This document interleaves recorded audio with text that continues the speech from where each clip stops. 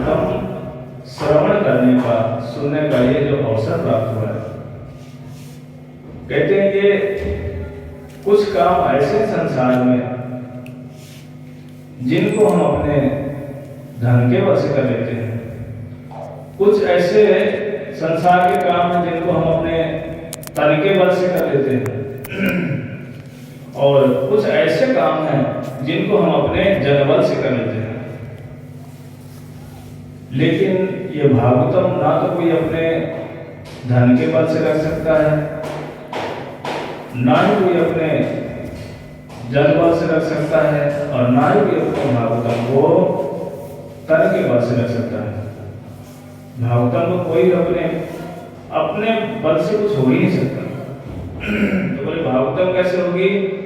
जब भगवान कृपा करते हैं तभी जाकर के भागवतम को कोई रख सकता है, कोई सुन सकता है, और कोई उसको पढ़ सकता है। कोई सोचे नहीं मैं तो अपने बल से करूंगा, नहीं हो सकता।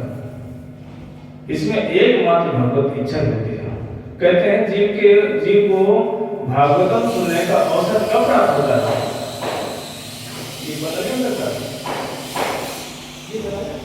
दरबारे में बात चल रहा है। कहते हैं भागवतम को जीव कब सुनता है? कहते जब उसके करोड़ करोड़ जन्मों के, आवाज आ रही पीछे? ठीक है। कहते जब करोड़ करोड़ जन्मों के उसके पाप खत्म हो जाते हैं, तब जाकर कहीं जीव के अंदर मनुष्य को भागवतम सुनने का अवसर प्राप्त होता है। कोई सोचे नहीं मैं तो ऐसे प्राप्त हुआ, ऐसे नहीं प्राप्त हुआ। जन्मांतरे भवेत पुण्यम तदा भागवतम लभेत। कहते जब जन्म जन्मांतरों के सारे पाप नष्ट हो जाते हैं और पुण्य उदित हो जाते हैं, तब जाकर के कहीं हमारे हृदय में भागवतम सुनने का जो अवसर प्राप्त होता है, ऐसे नहीं मिल जाता। कहते ये भागवतम जिसको भगवान निमंत्रण देते हैं वही श्रीमद् भागवतम में श्रवण करने के लोग आते हैं, ऐसे कोई नहीं आ जाता। क्योंकि ये भागवतम कोई साधारण वस्तु नहीं है। हम सोचते हैं एक ग्रंथ है, एक किताब है, वो किताब नहीं है, ये स्वयं साक्षात ठाकुर जी हैं। जब भगवान अपने धराधाम को जा रहे थे, संसार को छोड़ करके, उद्धव जी स्वयं आए, बोले प्रभु यदि आप चले जाएंगे तो मैं यहाँ कैसे रहूंगा? क्योंकि सबसे प्रिय कोई भगवान का था तो उद्धव जी थे। राम जी का यदि सबसे कोई प्रिय था तो हनुमान जी थे। जब भगवान जाने लगे तो उद्धव जी स्वयं आए, बोले प्रभु आप चले जाएंगे तो मैं कैसे रहूंगा आपके बगैर? भगवान बोले उद्धव चिंता मत करो, मैं एक स्वरूप से तो अपने धाम में जा रहा हूं और एक स्वरूप से मैं भागवत में प्रवेश कर रहा हूं। बोलो श्रीमद् भागवत महापुराण की। इसीलिए कोई साधारण ग्रंथ नहीं है, स्वयं साक्षात भगवान से प्रवेश कर। तमादि देवम करुणा निधानम तमाद वर्णम सुहिता अपारम अपार संसार समुद्र सेतुम भजामहे भागवतम स्वरूपम। कहते हैं कि एक स्वरूप से भगवान कहां पर प्रवेश कर गए? भागवतम। और बोले कि इसीलिए कहते हैं भागवतम में भगवान में कोई भी अंतर नहीं है। हम सोचते हैं भगवान तो अलग है और ये भागवतम अलग है। बोले नहीं, जो भागवतम है वही भगवान है। क्योंकि भागवतम में कितने स्कंध हैं? कौन बताएगा? कितने स्कंध हैं? स्कंध हैं कितने? 12 स्कंध हैं। कितने श्लोक हैं इसमें? कितने? 18। ग्रंथो अष्टादशा शास्त्रो 12 स्कंद समन्विता हयग्रीव ब्रह्म विद्या यत्र वृत्तावदस्तथा। देखो भाई यहाँ पर आया ना तो कुछ लेके जाना, ऐसा ना खाली हाथ आए खाली हाथ चले जाओ, ये कुछ तो सीख लो। हमें यही पता होता है कि आखिर भागवतम किसे कहते हैं और भगवत गीता किसे कहते हैं। हम सोचते हैं जो भागवत है वही गीता है, जो गीता वही भागवत है। भागवतम स्वयं भगवान की बोली वाणी है, यह कहे तो स्वयं भगवान ही है। गीता भगवान ने बोलकर किसको, अर्जुन को श्रवण कराया, किसको सुनाया, अर्जुन को सुनाया। और आज क्या है, गीता जयंती है। बोलो श्रीमद् भगवत गीता की, आज उनका प्राकट्य दिवस है। कहते हैं मनुष्य की ऐसी अवस्था है, भगवान ने अर्जुन को लक्ष्य करके, अर्जुन को नहीं सुनाया, लक्ष्य करके हम जैसे जीवों को श्रवण कराया। क्यों? क्योंकि भगवान को पता है ना कि आगे मनुष्यों की अवस्था बड़ी खराब हो जाएगी। देखना, हम लोग सब जगह चले जाएंगे, लेकिन मंदिर की जब बात आती जाने की तो भाई भैया समय नहीं है। बोले यार हमारे मित्र बुला रहे हैं, हमें घूमने जाना है, कहाँ, भूल भुलैया। तो बोले भूल भुलैया में क्या करोगे जाकर के? बोले भाई भूल भुलैया करते रहेंगे, इधर से जाएंगे उधर से आएंगे। लेकिन यदि कोई कहते मंदिर में, बोले भाई बहन मंदिर में जाने समय मनुष्याणां सहस्रेषु कश्चित् यदति सिद्धये यदतामपि सिद्धानां कश्चित् मामेति तत्त्वतः। कहते करोड़ों करोड़ जन्मों में कहीं मनुष्य की थोड़ी सी श्रद्धा जागती है, किसके प्रति, भगवान के मंदिर में जाने की। इसीलिए भागवतम में और गीता में थोड़ा ध्यान रखना, हम भागवतम को ही गीता कहते हैं, गीता को ही भागवतम कहते हैं। इसीलिए भागवतम में भगवान स्वयं कह रहे हैं कि जो भागवतम है ना वो मैं स्वयं हूँ। भगवान में और भागवतम में कोई भी अंतर नहीं है, लेकिन जो श्रीमद् भगवत गीता है वो भगवान ने अपने मुख से बोला है। कितने स्कंद है भागवतम में और कितने श्लोक हैं? 18,000। याद चलो, इसीलिए भागवतम में 12 स्कंद है अर्थात, और भगवान के 12 अंग हैं। पादो यदियो प्रथमा द्वितीयो तृतीया तुर्यो कथतो यदुरो नाभिस्तथा पंचम एव षष्ठो भुजांतरम दो युगलो तथान्यो। कहते भगवान के जो 2 चरण है ना, कितने भगवान के चरण हैं? 2। कहते पादो यदियो, मैं थोड़ा बता देता हूँ, पता नहीं जानते कि पादो मतलब होता है चरण। भगवान के जो 2 चरण हैं, कहते हैं पहला स्कंद भागवतम का और दूसरा स्कंद भागवतम का, ये भगवान के ज्ञान दोनों चरण हैं। इसलिए पादो यदियो प्रथमा द्वितीयो, पहला और दूसरा स्कंद, तृतीयो तुर्यो कथतो यदुरो।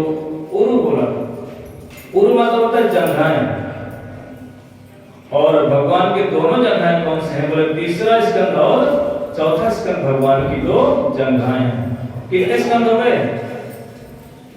2 चरण हो गए, 2 जंघाएं। कितने भागवत के स्कंद हो गए? 4। बैठ। बोले पंचम, बोले 5वां स्कंद क्या है? नाभिस तथा पंचमेव। जो भागवतम का 5वां स्कंद है उसको भगवान कृष्ण का नाभि प्रदेश बताया गया है। क्या बताया गया है? नाभि। कितने स्कंद हो गए? 5। याद रखना, कोई मैं पूछूंगा थोड़ी बार, पहला स्कंद, दूसरा स्कंद क्या है भगवान का, तीसरा स्कंद और चौथा स्कंद भगवान का क्या है, 5वां स्कंद भगवान का कौन सा शरीर है,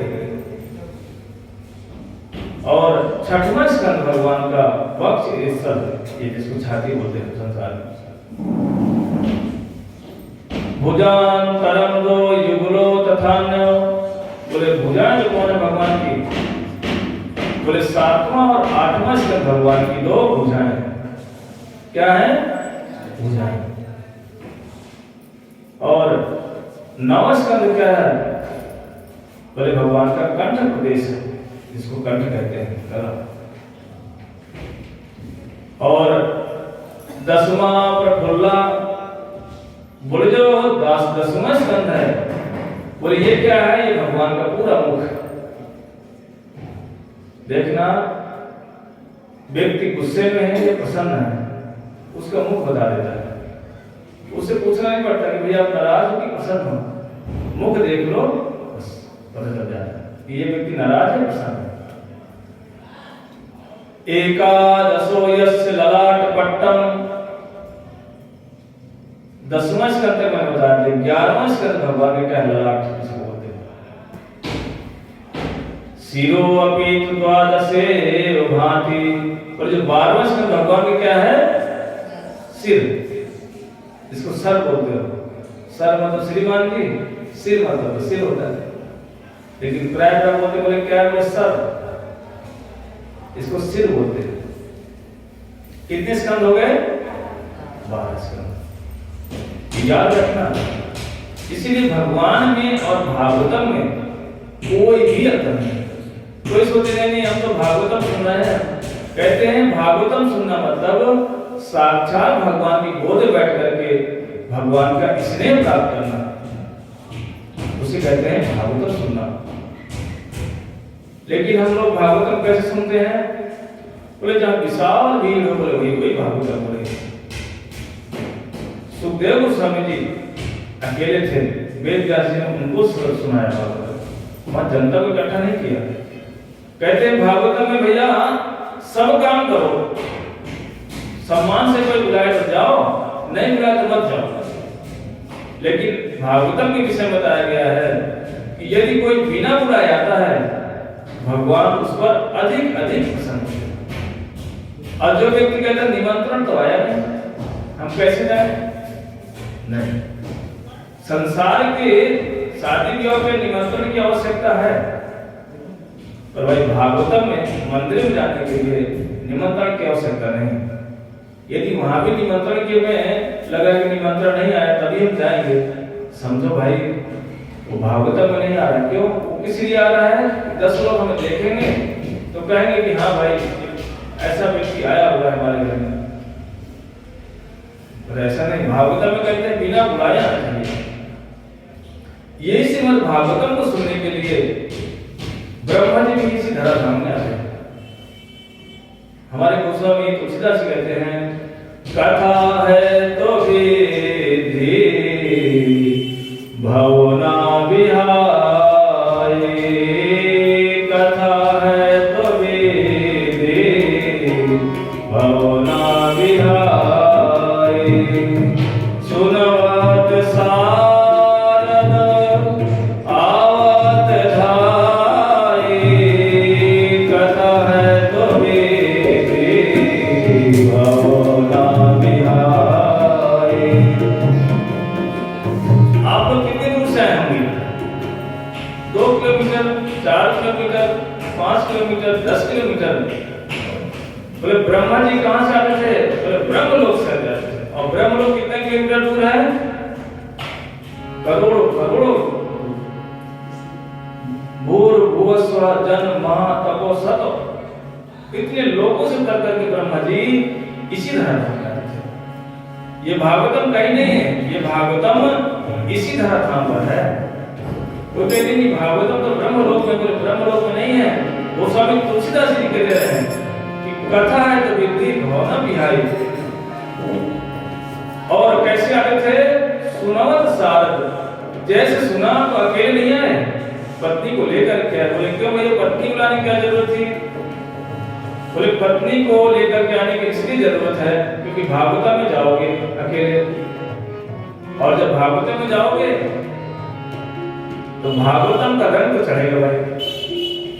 पत्नी यदि अकेले आ गई तो रंग चढ़ जाएगा। अब वो बैठ के माला करेंगे हरे कृष्णा कृष्णा कृष्णा हरे हरे, हरे राम राम राम हरे हरे। पति बोलेगा ये क्या है? बोले माला।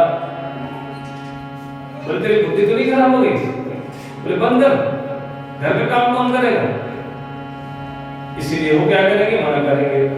यदि गलती से पति आ गया तो पति आया तो भाई कथा सुनेगा तो रंग तो चढ़ेगा, और जब रंग चढ़ेगा तो वो बैठ हरे कृष्णा कृष्णा कृष्णा हरे हरे, हरे राम राम राम हरे हरे।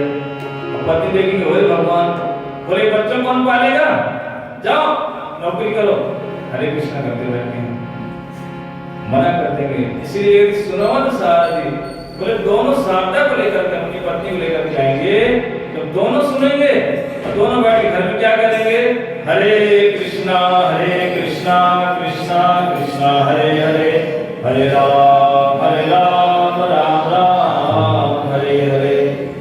दोनों बैठ के जब कीर्तन करेंगे ना तो कोई किसी को मना नहीं करेगा। लेकिन यदि एक ही व्यक्ति आ गए पसंद तो बोले भैया मुश्किल हो जाएगी। कहते बड़ी मीराबाई बनती है, कहते मीराबाई बन गई, मीरा के बाई बात इसलिए न भजन ले जाएगी, भजन करेगी। इसीलिए यदि कहते हैं कोई कथा आने से रोकता है तो कहते भैया उसको पाप लगता है। करेंगे यदि सुन लिया यहाँ पर कथा हो रही है, कोई व्यक्ति यदि चल के आता है, कहते हैं उसको करोड़ करोड़ यज्ञों का फल है। हम लोग प्राय यज्ञ करने के लिए पता नहीं कहां जाते, बोले ब्राह्मणों को बुलाओ, इनको बुलाओ, नहीं कहती यदि भागवत कथा हो रही है, कोई व्यक्ति नहीं आ सकता, बीमार है, वृद्ध अवस्था में है, खाली इतना कहते हैं अच्छी बात है भागवत हो रही है, अनुमोदन करते बस भाई अच्छी बात है भागवत हो रही है, हाँ जाना चाहिए। कहते हैं उसको समझो कि सारे पाप नष्ट। और यदि कोई स्वयं चल कर आ जाए, बोले भैया उसकी तो कुछ कहना ही नहीं। भागवतम सुनने के लिए यदि कोई व्यक्ति, देखो ब्रह्मा जी से बढ़ के तो नहीं हम, ब्रह्मा जी वहां से चल करके कहां पर इसी धराधाम में आते, क्योंकि भागवतम ब्रह्मलोक में भी नहीं है। यहां तक कि कहते हैं कि भैया शिव जी भी यहीं पर आते हैं। देखना जब शिव जी की इच्छा होती भागवत सुनने की, यहीं पर आते हैं। बोले शिव जी तो क्या स्वर्ग के देवता लोग भी अमृत कलश लेके आ गए। अभी हम श्रवण करेंगे कि देवता लोग, मुझे पता चला कि महाराज परीक्षित को सर्व दर्शन करेगा 7 दिन, वो भागवत सुनने के लिए अमृत कलश लेकर के आ गए।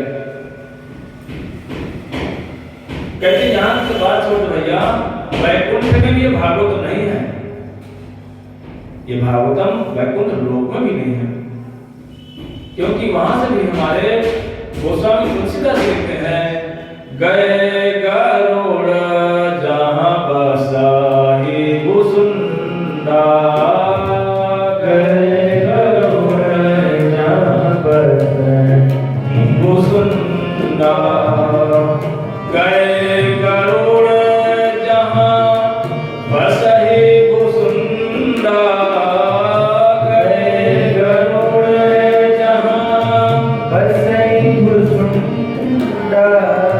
कहते हैं कि गरुड़ जी भी कहां पर आए, काकभुसुंडी के पास आए। काकभुसुंडी कहां रहते थे, इसी पृथ्वी पर रहते थे। इसलिए गरुड़ जी भी वैकुंठ लोक में भागवतम नहीं है। सोचो कितना सौभाग्य है जहां पर आप बैठे हो इस धराधाम पर। इसी धरती पर आने के लिए देवता भी तरसते हैं कि भाई हमको ये मनुष्य शरीर मिल जाए और हम श्रीमद् भागवतम सुनने का अवसर मिल जाए। इतनी महिमा है आपकी। बोलो श्रीमद् भागवत महापुराण की। इसीलिए हमें सबको अपने आस पड़ोस में बोलना चाहिए कि भाई चलो चलो यहाँ पर भागवतम हो रही है। कहते हैं यदि कोई एक ही व्यक्ति लेकर अपने साथ में आता है, कहते उसको करोड़ करोड़ यज्ञ का फल मिल जाता है। और यदि वो 2-4 को लेके आ जाए, उससे अधिक, जितने अधिक से अधिक लोगों को लेकर के आएगा, कहते उसे अधिक से अधिक फल प्राप्त हो जाएगा। इसीलिए कल जाकर के, आज शाम को ना सब अपने घर में जाना और जाकर के बोलना, देखो भैया ये लाडलीलाल मंदिर में है, यहाँ पर भागवतम हो रही है। लखनऊ में कहाँ पर, चौक के पास वो दरवाजे के अंदर। और ये कौन सा मोहल्ला है, कालिया टोला में, कालिया भागवत हो रही है। सबको बुला बुला के आना। कहते हैं कि उसके जन्म जन्मांतरों के पाप नष्ट हो जाएंगे। कहते ये भागवतम सुनने से आगे हम सुनेंगे भूत प्रेतों का भी कल्याण हो जाता है। जिंदा की तो बात ही छोड़ो, यदि किसी के पूर्वज चले गए हैं, यहाँ पर नहीं है, उनकी फोटो रख करके उनको कथा सुनाओ, कहते उन पूर्वजों का भी कल्याण हो जाता है।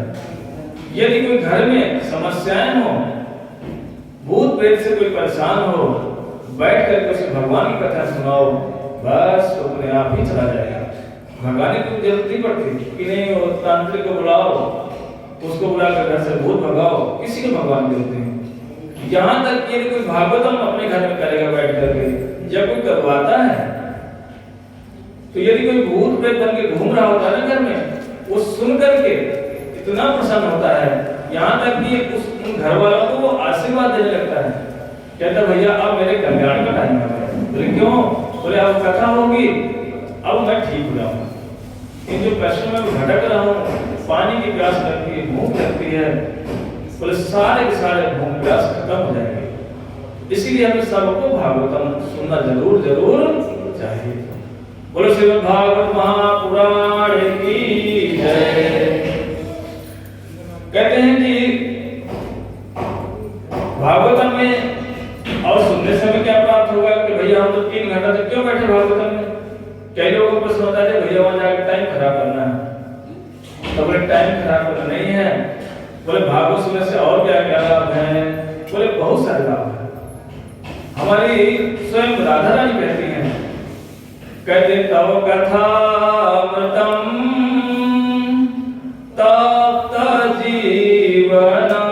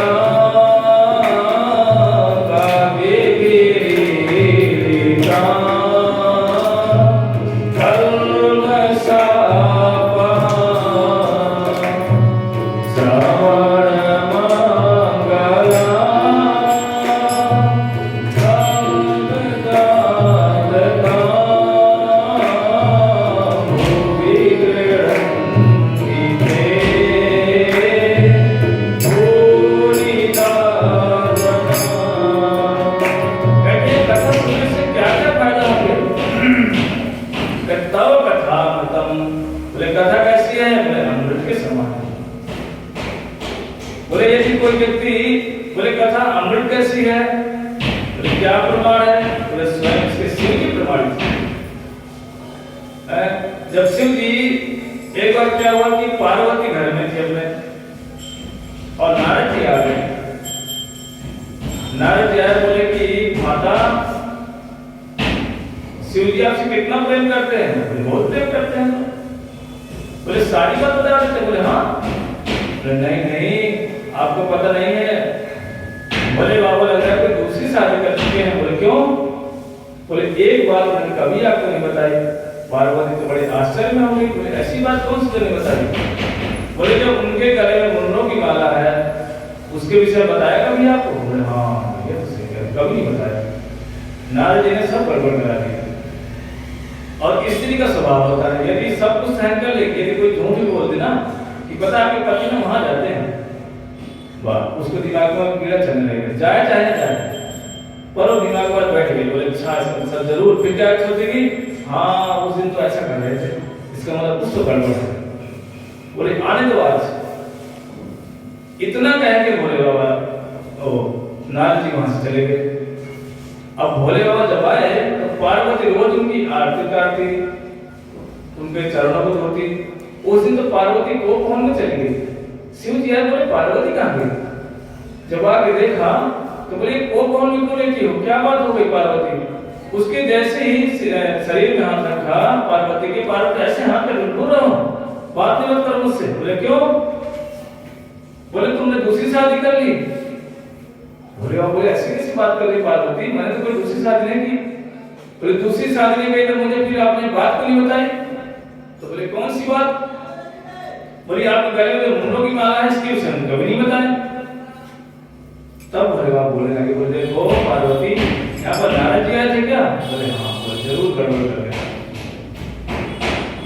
बोले ये मुंडों की माला है क्या? बोले पार्वती ये कोई दूसरे के मुंडों की माला नहीं है, ये जब जब आप मरती हो तो वो मुंडों की माला मैं गले में धारण करता हूँ। बोले अच्छा, आप नहीं मरते कभी? बोले नहीं। बोले ऐसी आपने कौन सी संजीवनी बूटी पी कर रखे हो नहीं मरते हो? तो बोले पार्वती मैंने भागवत कथामृत पान कर रखा है। तो बोले प्रभु हमको पान क्यों नहीं करा रहे हो? बोले देखो ये यहाँ पर पान नहीं हो सकता, ये अमरनाथ चलना पड़ेगा। तो अमरनाथ में आकर के जब पार्वती को शिव जी ने स्वयं कथा श्रवण कराया और सुन करके, लेकिन बोला कि यहाँ पर कोई भी दूसरा प्राणी ना श्रवण कर ले। बोले क्यों? बोले दूसरा जी यदि सुन लेगा ना वो भी अमृत प्राप्त कर लेगा। इसीलिए सबको वहां से भोले बाबा ने डमरू बजा बजा के भगा दिया, लेकिन एक छोटा सा पक्षी था ना वो नहीं हो पाया क्योंकि उसकी पंखी नहीं थी, वहीं बैठा था। और बोले पार्वती हूं करते जाना जिससे मुझे पता चले कि हाँ आप कथा सुन रही हो। लेकिन धीरे धीरे करके जैसे भागवतम श्रवण करना शुरू किया पार्वती ने, लेकिन भैया सृष्टि तत्व आता है, बड़ा कठिन तत्व है, इसमें सबको प्राय नींद आ ही जाती है। खगोल भूगोल जीव कैसे उत्पन्न होता है, पंच महाभूत, पंच तन्मात्रा, इनकी जब कथाएं आती है तो बड़े बड़े लोगों को नींद आ जाती है। अभी मैं यहाँ पर बोलना शुरू कर दूं, अमित जी बैठे हमारे पास में, यदि बोलना शुरू कर दूं आधे लोग सो जाएंगे, क्योंकि सृष्टि तत्व है ही ऐसा। हमारे महाराज जी थे तो उनके एक बार शिष्य बोले, बड़े प्रिय शिष्य थे, बोले गुरुजी ना मुझे सृष्टि तत्व सुना दो। हम लोग सब बैठे हैं तो गुरुजी बोले अच्छा बेटा तेरा विचार ये है कि मैं तुम सो और मैं बोलता रहूं अकेले बैठ के। बोले मैं सृष्टि तत्व नहीं बोलूंगा। बोले क्यों? बोले तुम सबके सब सोओगे, मैं अकेले बोलता रहूंगा। इतना कठिन तत्व है। जैसे पार्वती को सृष्टि तत्व, सृष्टि कैसे होती है भगवान ने शिव जी ने सुनाना शुरू किया, पार्वती तो सो गई, और जब सो गए तो खो गए। इतने में उस पक्षी ने सोचा भैया अगर मैं ये हूं करना बंद कर दिया है, कहीं अगर मैं नहीं बोलूंगा तो शिव जी कथा सुनाना बंद ना कर दे। और वो पक्षी बोल रहा हूं हाँ, पूरी कथा हो गई। जैसे कथा पूरी हुई और भोले बाबा बोले श्रीमद् भागवत महापुराण की जय, जहां जय घोष करी पार्वती तो नींद खुल गई। बोले प्रभु फिर क्या हुआ? बोले फिर क्या हुआ तब? बोले मैं तो सो गई थी। बोले सो गई थी, मुझे हूं कौन कर रहा था बीच में? बोले मुझे पता नहीं है। अब बोले बाबा तमाम के खड़े हो गए, बोले जरूर कोई अनाधिकारी व्यक्ति भागवतम सुन गया। बोले बड़ा गड़बड़ हो गया। तो जैसे ही भोले बाबा त्रिशूल लेके दौड़े वो पक्षी उड़ पड़ा। अब पक्षी के भागने लगा, शिव जी उसके पीछे त्रिशूल लेके बोले इसको खत्म कर दूंगा। जैसे ही भागते भागते गए, जो व्यासदेव की पत्नी थी बिटिका या पिंगला तो नाम से पुकारते हैं, वो थोड़ा सा ना जमाइश ली या मुंह खोल करके भगवान का कथा सुन रही थी और पक्षी उनके मुंह में घुस गया। भागते भागते शिव जी आए, दरवाजे को पीटा, व्यासदेव बाहर निकले। बोले महाराज इतना गुस्से में क्यों हो? बोले यहाँ पर कोई पक्षी आया क्या? बोले हाँ आया। बोले हुआ क्या है, सारी बात तो बताओ। बोले बाबा बोले देखो भैया मैं भागवतम सुना रहा था, उसने भागवतम सुन लिया, मैं उसको मार के रहूंगा। व्यासदेव बोले भैया भागवतम सुनने का फल क्या है? बोले महाराज भागवतम सुनने का फल ये है कि वो अमरत्व को प्राप्त हो जाता है, कभी मरेगा नहीं, ना ही उसे कभी कोई मार सकता है। बोले भोले बाबा जब उसने भागवतम सुन ही लिया है तो क्या आप उसको मार देंगे? तो बोले हाँ वो तुम्हें मार नहीं पाऊंगा। बोले फिर? तब भोले बाबा हाथ जोड़कर बोले, और व्यासदेव कहते सच में तुम ना भोले ही हो। भोले बाबा कैसे हैं? बोले पूरे भोले ही हैं। जैसे उनका भक्त आकर कोई उपासना करता है प्रसन्न हो जाते हैं, आशुतोष है ना। इसीलिए यदि कोई शिव जी के पास जाकर के दो पुष्प चढ़ा दे, बोले हे वैष्णव ठाकुर हम पर कृपा करो, हमको कृष्ण भक्ति प्रदान कर दो, शिव जी तो प्रसन्न होकर के ना दोनों हाथ ही रख देते, बोले जाओ कृष्ण भक्ति करो। इतने प्रसन्न होते क्योंकि शिव जी के हाथ में क्या होती है? माला। नवरात्रि आती, लोग क्या करते हैं, 9 दिन तक खूब पूजा करेंगे, बोले जय माता दी जय माता दी। 10वें दिन उठा के नदी में फेंका, बोले विसर्जन। 9 दिन दुर्गा दुर्गा, बाकी दिन मुर्गा मुर्गा, बोले खाओ मुर्गा। ऐसा नहीं होना चाहिए, क्योंकि इसीलिए इतने प्रसन्न होते हैं भागवतम सुनने से। कहते हैं भागवतम की इतनी महिमा, देखो उस पक्षी के पंख भी नहीं थे लेकिन भागवतम सुन उसके पंख भी निकाला है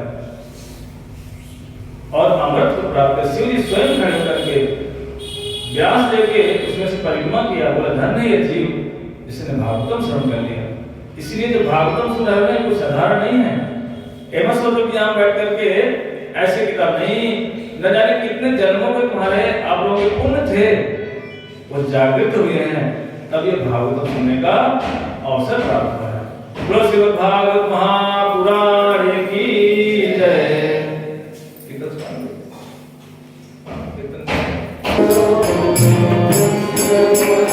हरि गोपाल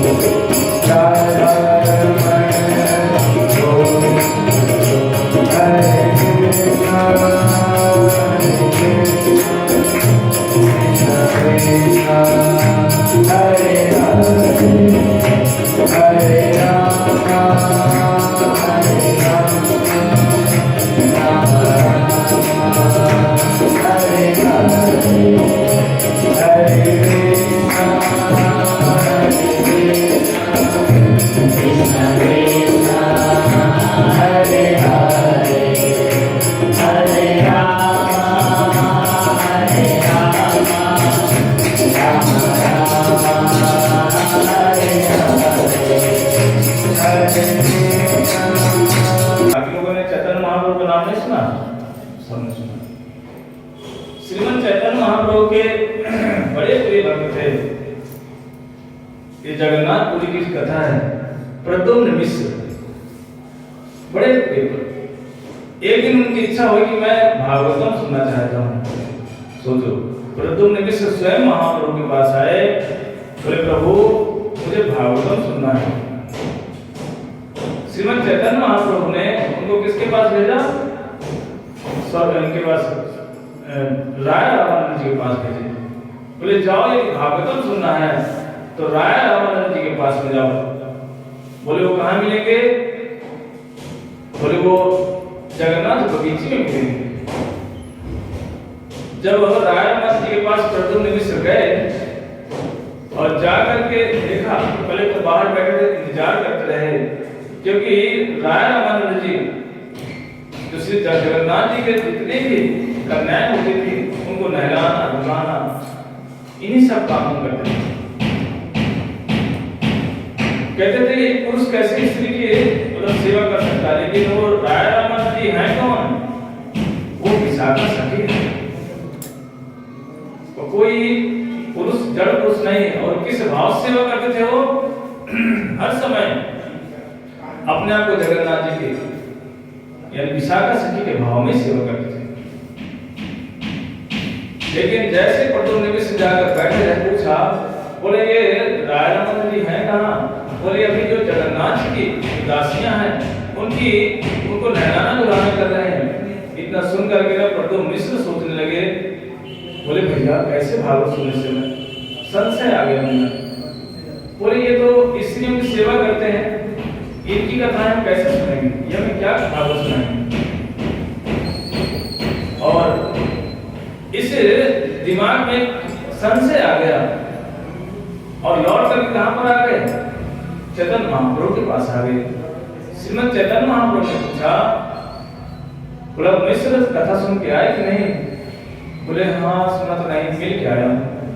महाप्रभु कोई साधारण नहीं है, भगवान है। सारे उनके मन के भाव को समझ गए। बोले देखो प्रद्युम्न मिश्र, तो जो राय रामानंद है ना, वो स्त्रियों की सेवा करते हैं। जगन्नाथ जी की जो दासियां है ना, उनको तैयार करना, नहलाना धुलाना सब कुछ करते हैं। बोले वो जितेंद्री है, जितेंद्री। कौन बोला? श्रीमद चैतन्य महाप्रभु बोले कि स्त्री का नाम सुन के महाप्रभु कह रहे कि मेरे हृदय में विकार होने लगता है, लेकिन राय रामानंद के हृदय में विकार नहीं हो सकता। और बोले जब मैं भी भागवतम सुनने के लिए ना राय रामानंद के पास ही जाता हूँ। बताओ आप लोग जा सकते हो यदि सुन लो कि कोई व्यक्ति स्त्रियों की सेवा करता है और बोल के से कथा सुन के आओ, आपको भी भैया कैसा कथावाचक है, हम तो नहीं जाएंगे। लेकिन ये परम परम महाभागवतों के लक्षण है। स्वयं महाप्रभु कह रहे हैं कि राय रामानंद कोई साधारण नहीं है। बोले वो जितेंद्री है, मैं भी उससे कथा सुनने के लिए जाता हूँ। महाप्रभु कह रहे हैं कि स्त्री का नाम सुनने से मेरे हृदय में विकार हो जाता है।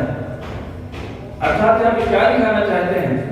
यहाँ पर ये दिखाना चाह रहे हैं कि राय रामानंद कोई साधारण व्यक्ति नहीं है, क्योंकि भगवान क्या करते हैं, अपने भक्तों की महिमा को बढ़ाने के लिए अपने आप को क्या करते हैं, छोटा कर लेते हैं। अहम भक्त पराधीनो स्वतंत्र दूजा। इसीलिए बोले जाओ प्रद्युम्न भागवतम सुनो। और श्रीमद चैतन्य महाप्रभु बोले जिनके हृदय में ये भागवतम सुनने की या कराने की इच्छा हो जाती है, बोले भैया महा सौभाग्यशाली लोग होते हो। क्योंकि जल्दी किसी के हृदय में भागवतम सुनने और कराने की इच्छा नहीं होती। लोग कहते हैं भैया कहाँ फंसना है 7 दिन तक। कहते हैं जिनके हृदय में इतनी सी वासना जाग गई भागवतम को सुनने के लिए और भागवतम को कराने के लिए, कराएंगे 10 लोग को सुनेंगे, 50-100 लोग 200-500 लोग सुनेंगे। कहते हैं ये कोई साधारण लोग नहीं होते। बोले प्रद्युम्न मिश्र आपके न जाने कितने जन्मों का सौभाग्य है जो भागवतम सुनने का अवसर प्राप्त हो। इसीलिए ये भागवतम कोई साधारण चीज नहीं है। बोलो श्रीमद् भागवत महापुराण की। कहते हैं भागवतम किसने और किसको सुनाया? सूत गोस्वामी जी सौनक आदि ऋषियों 88,000 ऋषि हैं, उनको भागवतम श्रवण करा रहे थे।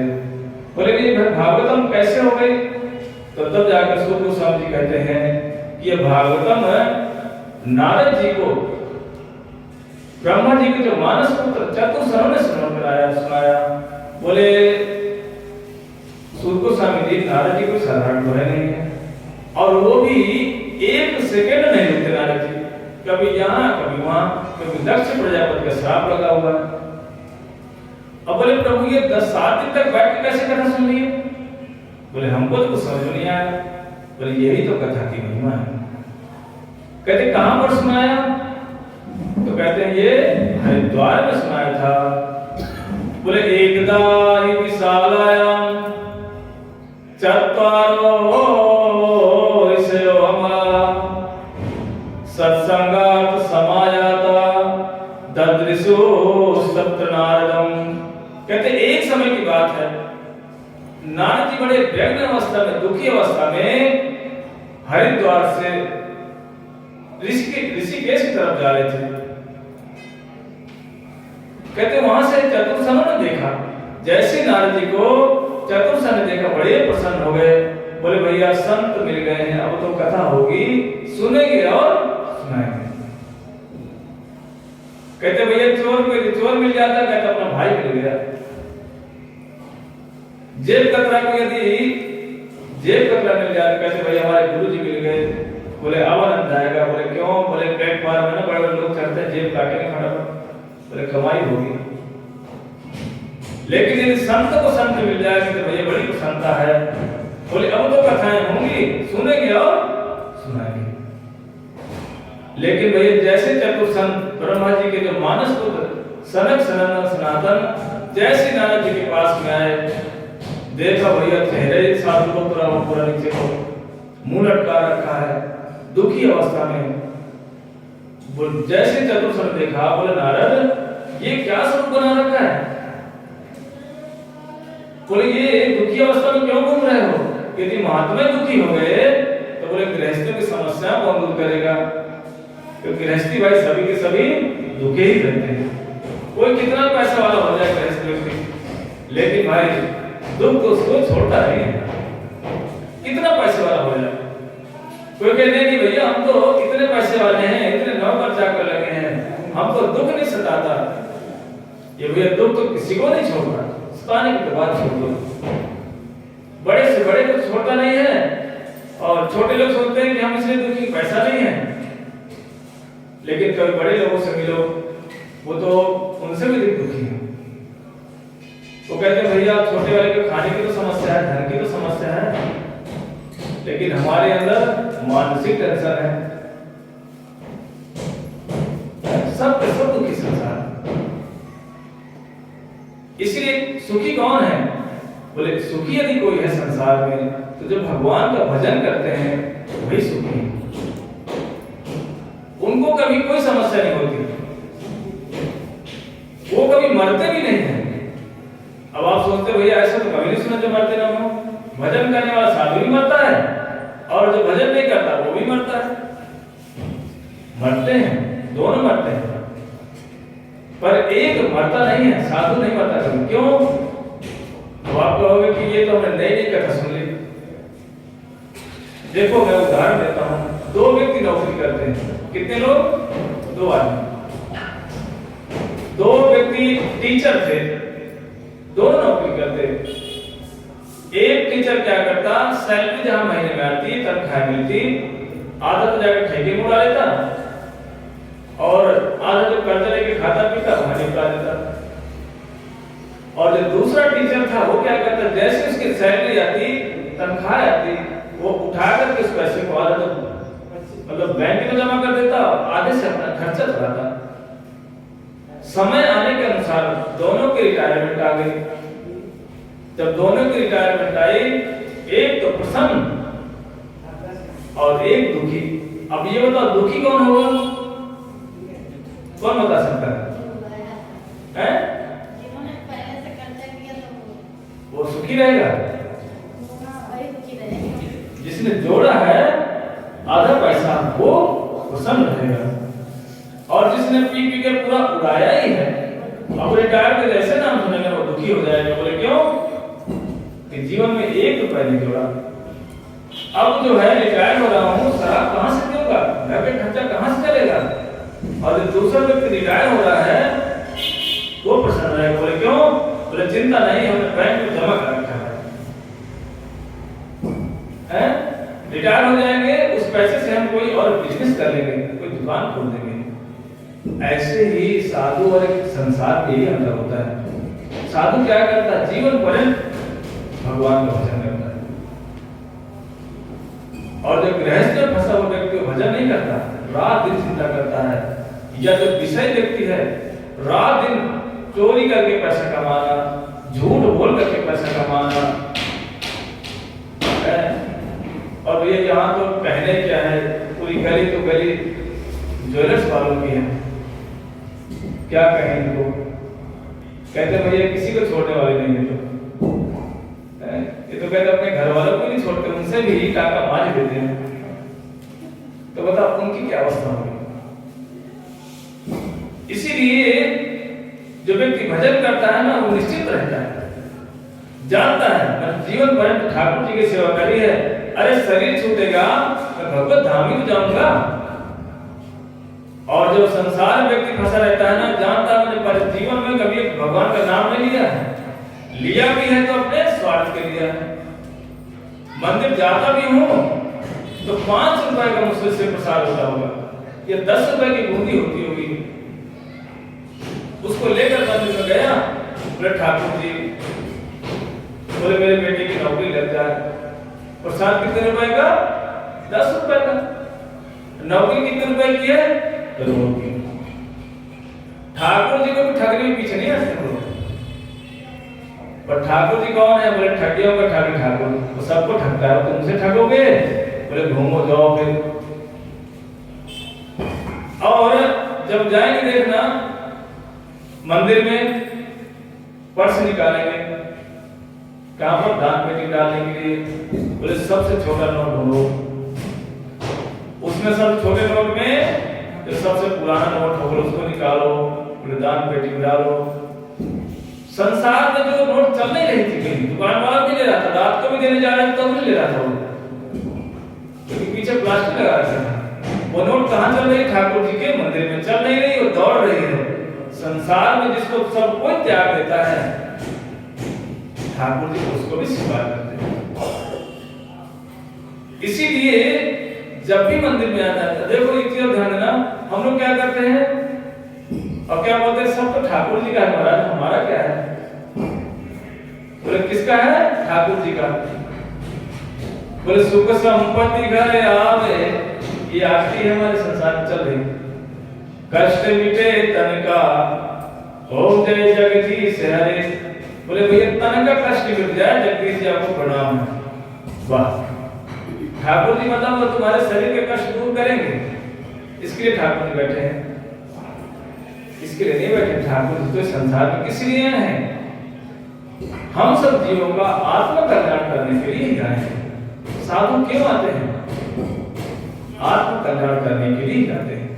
इसलिए संसार में दोनों मरते हैं, और साधु प्रसन्न होकर भगवत धाम जाता है, और संसार के रो रो कर मरता है, देखना उसकी तो अवस्था ही खराब हो जाती है, मलमूत्र त्याग देता है। कितना बुरा। क्यों? जब यमराज के दूतों को देखता है ना सामने से, घबरा करके उस टाइम गला रुंध जाता है, बंध जाता है, बोल नहीं सकते सब, खाली घबरा कर डर करके यमराज के दूतों को भयंकर भयंकर रूप दे करके और डर के मारे मलमूत्र भी छोड़ देता है। ऐसी अवस्था हो जाती है। हमने कई लोगों को देखा ऐसे मरते जान देखा हमने। कहते महाराज हमारी माता जी ना मरते समय मुंह से बलगम निकल गया। कोई कहता है कि नीचे से पैखाना छूट गया। क्यों? ये अधोगति के लक्षण है, ये नरक जाने के लक्षण होते हैं। इसीलिए यदि कोई भजन करता है वो निर्भय रहता है। क्यों? तो जानता है होगा क्या, भगवान के रूप ही आएंगे लेने के लिए, यमराज तो स्पर्श नहीं करते। इसीलिए भक्त कैसे निर्भय होकर रहता है। तथा नाते माधव ताव का कुचित भ्रष्यन्ति मार्ग त्वयिबद्ध सौहृदा त्वया विगुप्ता विसरन्ति निर्भया विनायकानि कपमूर्धसा प्रभु। वो जानता है, कहते जो भगवान का भक्त होता है वो निर्भय होकर रहता है, यहाँ तक कि मृत्यु काल आता है उसके पास, लेकिन उसके सिर के ऊपर पैर रख करके भगवान के वाहन में चढ़ के बैठ जाता है। इतनी महिमा है भक्तों की। यदि कोई व्यक्ति भगवान को भजन करना शुरू कर दे, यमराज को तो क्या, स्वयं यमराज भी उसके पास कभी नहीं आता। हम आगे श्रवण करेंगे महाराज अजामिल के प्रसंग में। यमराज जी खुद कहते हैं तो जो भगवान का भजन नहीं करता उसको लेके मेरे पास आना। जो भजन कर रहा है बोले उसको स्पर्श भी नहीं करना। जीवान भक्ति भगवत गुणनाम ध्येयम् चेतस्य न स्मरति तच्चरणारविन्दम् कृष्णाय नो नमति एकचिर एकदापि। कहते किसको लाना? बोले जो भगवान का भजन नहीं करता। यमराज कहते हैं तू तो उस व्यक्ति को मेरे पास लाना। इसीलिए हमें सबको जरूर जरूर भजन करना चाहिए। नारद जी ने तो जैसे देखा बड़े भैया बोले महात्मा दुखी हो गए। पूछा क्यों दुखी हो? नारद जी बताने लगे बोले भैया भैया, क्योंकि ब्रह्मा जी के मानस पुत्र हैं, बड़े सबसे पहले सृष्टि में ब्रह्मा जी ने उन्हीं पुत्रों को उत्पन्न किया था। नारद छोटे उनसे हैं, उसे भाई भाई हो। पूछने लगे, बोले नारद जी दुखी क्यों हो? कुतः चिंता आतुर भवा, क्यों चिंता हो? क्या तुम्हारा कोई धन हो गया क्या? बोले नहीं। बोले क्यों दुखी हो? तो वो दुखी होने का कारण बता रहे हैं। बोले भैया, मैं सत्संग के उद्देश्य से कुरुक्षेत्रम, रंगक्षेत्रम, बोले सब जगह भ्रमण करता करता कहां पर आ गया? सारे तीर्थों में गया कि मैं सत्संग करूंगा, लेकिन बोले भैया मैं सब जगह गया। बोले सब जगह पाखंड ही पाखंड है, तीर्थों में जाओ तो लूट मची। बोले वो पंडा लूट जाते हैं, 10 रुपए यहाँ रखो, 50 यहाँ रखो, है? बोले पैसा नहीं दोगे तुम्हारा कल्याण नहीं होगा। कौन बोलते हैं? ये धामों के या तीर्थों के पंडा लोग बोलते हैं। बोले तुम्हारा कभी कल्याण नहीं होगा, तुम दान नहीं दे रही हो रुपए, ऐसा बोलते हैं। नारद जी बोले ये सब देख करके बड़ा मैं दुखी हो गया कि साधु यहाँ है कि पाखंड फैल गया। और मैं भ्रमण करते करते बोले मुझे स्मरण आया, बोले भगवान धाम वृंदावन में जरूर रहे हैं। बोले वृंदावन में जरूर साधुओं को संग मिलेगा। बोले जैसे मैं वृंदावन धाम में आया, बोले वहां तो और एक मैंने आश्चर्य देखा। बोला एक तरुणी दुखी होके रो रही है बैठ करके, और उसके पास में 2 बूढ़े बूढ़े व्यक्ति पड़े हुए हैं, और कुछ स्त्रियां उसको चामर पंखा इत्यादि कर रहे हैं, और वो स्त्री हो रही है। बोले नारद जी बता रहे हैं कि मैंने पहले सोचा कि इससे पूछूं कि क्यों रो रही हो, क्या कारण है। नारद जी ने विचार किया भैया स्त्री है, यदि कहीं गलती से पूछ लिया। स्त्री ने बोले बाबा तुझे क्या जरूरत पड़ी हमसे पूछने की? बोले समस्या कर जाएगी, इसीलिए बोले मैं डर के मारे कुछ बोला नहीं। अब जैसे लौटने लगा, इतने में उस स्त्री ने आवाज दिया, भव साधो क्षणम तिष्ठम मच्चित्ता विनाशया। बोले भव साधो, बोले हे साधु हे वैष्णव, रुको रुको रुको, कहां जा रहे हो? बोले इतना सुनकर के मैं रुक गया। बोले कि हे साधु, सबके दुख को दूर करने वाले हैं आप। बोले मेरी भी चिंता, मेरे भी दुख को दूर करो, क्योंकि साधु का स्वभाव होता है सबका दुख दूर करना, क्योंकि उनके लिए सब समान ही होते हैं। जैसे ही नारद जी बोले, मैंने पूछा, बोले ये कौन है, ये जो लेटे हुए हैं, तुम कौन हो? बोले मैं भक्ति महारानी हूँ।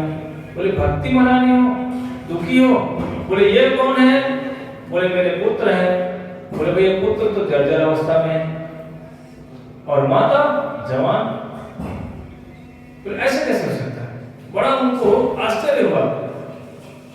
पूछने लगे कि ये वृद्ध क्यों हुए? बोले तुम कहां से आई हो? तब भक्ति महारानी कहती हैं उत्पन्ना द्रविड़े साहा।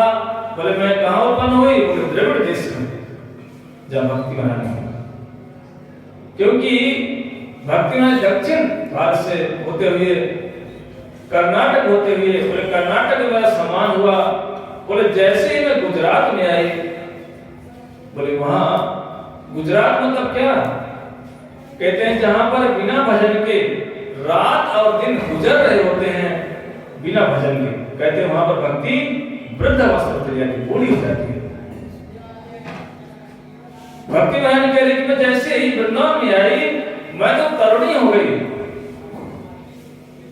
लेकिन मेरे जो पुत्र हैं ये वृद्ध अवस्था में चले गए। बोले ये कैसे हो सकता है? क्योंकि वृंदावन में ज्ञान और वैराग्य का स्थान नहीं है, वह तो भक्ति स्वयं नृत्य करती है।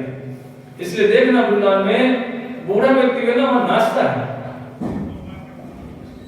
अब आप कहोगे भैया हम जाते तो हमको कोई नाचते दिखाई नहीं पड़ता, क्योंकि वृंदावन में क्या कहते हैं, कोई व्यक्ति चलता भी है ना, तो वृंदावन क्या सोचता है, किस भाव से ग्रहण करता है? कहता है चल नहीं रहा, बोले क्या कर रहा है? नृत्य कर रहा है, नाचता है। बोले यदि कोई वृंदावन में जाकर सो जाए तो कहते हैं भैया वृंदावन उसको उसको भी फल देता है। बोले क्यों? बोले सोने का नहीं, ये मुझे प्रणाम कर रहा है। इतनी वृंदावन की महिमा है। बोले जैसे लेकिन मैं आई में वृद्ध अवस्था में हो गई। नारद जी बोले धन है ये वृंदावन, जहां पर भक्ति आज भी नौजवान है, लेकिन ज्ञान वैराग्य का यहाँ स्थान नहीं है। इसीलिए बोले चिंता मत करो। नारद जी बोले कि ये कौन है स्त्रियां? बोले पवित्र नदियां हैं, गंगा और जमुना। ये क्या कर रही है? ये हवा कर रही है, ये अर्थात भक्ति की सेवा करती हैं। ये देख करके नारद जी को बड़ा आश्चर्य हुआ। तत्र आश्चर्यं मया दृष्टम्, सुन करके देख कर कितना आश्चर्य हुआ। यहां तक कि भक्ति महारानी बोली कि यदि मेरा ये समस्या का समाधान नहीं हुआ, बोले विदेशो गम्यते मया, बोले मैं विदेश चली जाऊंगी, यहाँ नहीं रहूंगी। विचार करने लगे नारद जी, बोले भक्ति यदि विदेशी चली गई तो फिर संसार के हमारे इस धराधाम की क्या हालत होगी? इसलिए बोले चिंता मत करो भक्ति महारानी, ये कष्ट मैं दूर करूंगा। बोले भक्ति महारानी विदेश गई नहीं क्या? विदेश भी गई थी। कैसे गई? हमारे सबसे पहले कौन लेके गए? हमारे इस्कॉन को जिन्होंने बनाया भक्तिवेदांत स्वामी महाराज से प्रभुपाद, वो विदेश भी लेके गए। क्यों? बोले भक्ति की इच्छा हुई थी ना एक बार। कैसे गए? उनके हृदय में बैठ करके भक्ति महारानी विदेश भी गई। स्वामी महाराज जा करके विदेश में पाश्चात्य देशों को भी कल्याण कर दिया। आज देखते हैं ना इस्कॉन में, ये गौड़े मठ में, क्या विदेशी नहीं है? जो मलेच्छ देश के थे, कहते हैं यदि भगवान के भक्त चाहे ना भक्ति को वहीं लेके चले जाते हैं। आज देखो सर्वत्र पूरे विश्व ब्रह्मांड में जितने भी विदेशी, जिनको कोई पूछता भी नहीं था, उनको सूची का ज्ञान ही नहीं है। उनके हृदय में भी देखना विदेशी लोग कैसे करते हैं, सिर पे कपड़ा होता है उनके। हमारी माताओं ने क्या किया? साड़ी सिर पे कपड़ा डालने भूल गए। मंदिर में जाने की सदा सर्वदा सिर पे कपड़ा होना चाहिए, लेकिन विदेशियां स्त्री क्या करती हैं? सिर पे कपड़ा, साड़ी पहनना है, मांग भरना, शरीर को सुंदर सजा करके ठाकुर के सामने खड़े होना। इसलिए कहते हैं विदेशों गम्यते मया, बोले विदेश चले जाऊंगी। स्वामी महाराज जी उसको विदेश लेके भी गए और ले जाकर के पूरे विदेश में भक्ति महारानी को स्थापित किया। इस तरह से नारद जी बोले चिंता मत करो भक्ति महारानी, मैं आपका दुख दूर करता हूं। उनको श्रीमद् भगवद गीता को खूब वेद वेदांत सुनाए, लेकिन वो क्या करते? थोड़ा सा ना पलटी मारते और फिर सो जाते। नारद जी बड़े परेशान हुए, बोले भैया ये तो बड़ी समस्या है। नारद जी ने ऊपर मुंह करके भगवान को स्मरण किया, बोले भैया इसमें कुछ तो उपाय निकालो। लेकिन आकाशवाणी हुई, बोले नारद सत्कर्म करो, सत्कर्म। नारद जी बोले भैया सत्कर्म नहीं करना तो क्या करना था मैं तक? तो बोले बताओ सत्कर्म किसे कहते हैं? तो बोले कोई साधु संत बताएंगे, उनसे पूछ लो। नारद जी बोले भैया ये बताओ साधु संत कहाँ मिलेंगे? बोले ढूंढो। एक पहेली से बुझा दिया आकाशवाणी ने।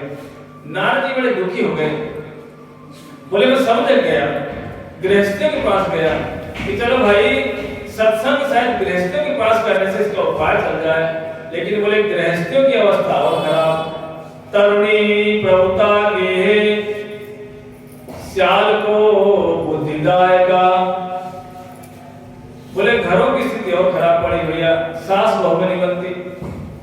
वहां में गया गृहस्थी घर में तो वहां तक कलह ही कलह पूरे घर में, सास बहू लड़ रहे हैं, माँ क्या बोलते हैं पुत्र लड़ रहे हैं, पति पत्नी लड़ रहे हैं। बोले वहां तो झगड़े नहीं खत्म होते घर में। तो बोले भैया इसलिए मैं नारद जी कह रहे मैं वहां से भाग गया। कन्या विक्रीय, तो बोले शादी विवाह कैसे करते हैं? बोले लड़के को बेचते हैं, क्रय विक्रय हो रहा है। बोले संसार तो और दुखी है। बोले मैं वहां से भागा। बोले चलो भाई, बोले कहीं भी मेरे मन को शांति नहीं हुई। बोले चलो साधु के पास चलते हैं। बोले जब साधु के आश्रम में आया वहां में और भयंकर से देखा। कहते भैया किसका घर है, किसका मंदिर है? बोले मौनी बाबा का मंदिर है।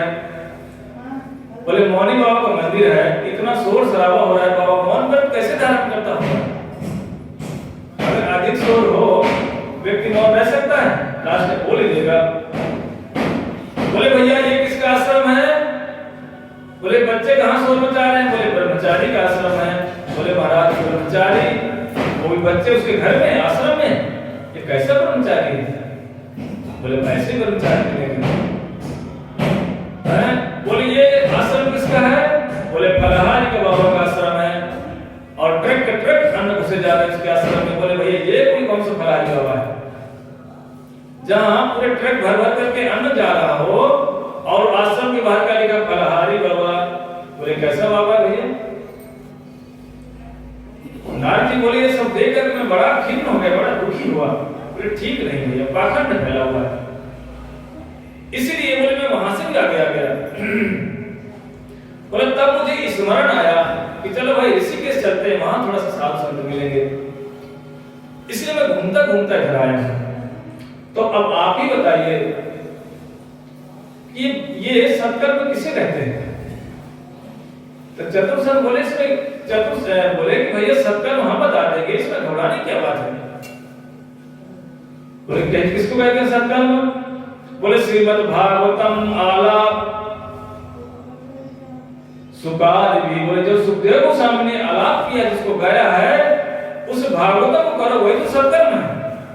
नारद जी पूछने लगे, बोले महाराज ये बताओ, जब मैंने वेद वेदांत को सुना है, जब उससे वो लोग उनकी मूर्छा नहीं गई तो भागवतम सुनने से हो जाएगा क्या? भागवतम अलग है क्या?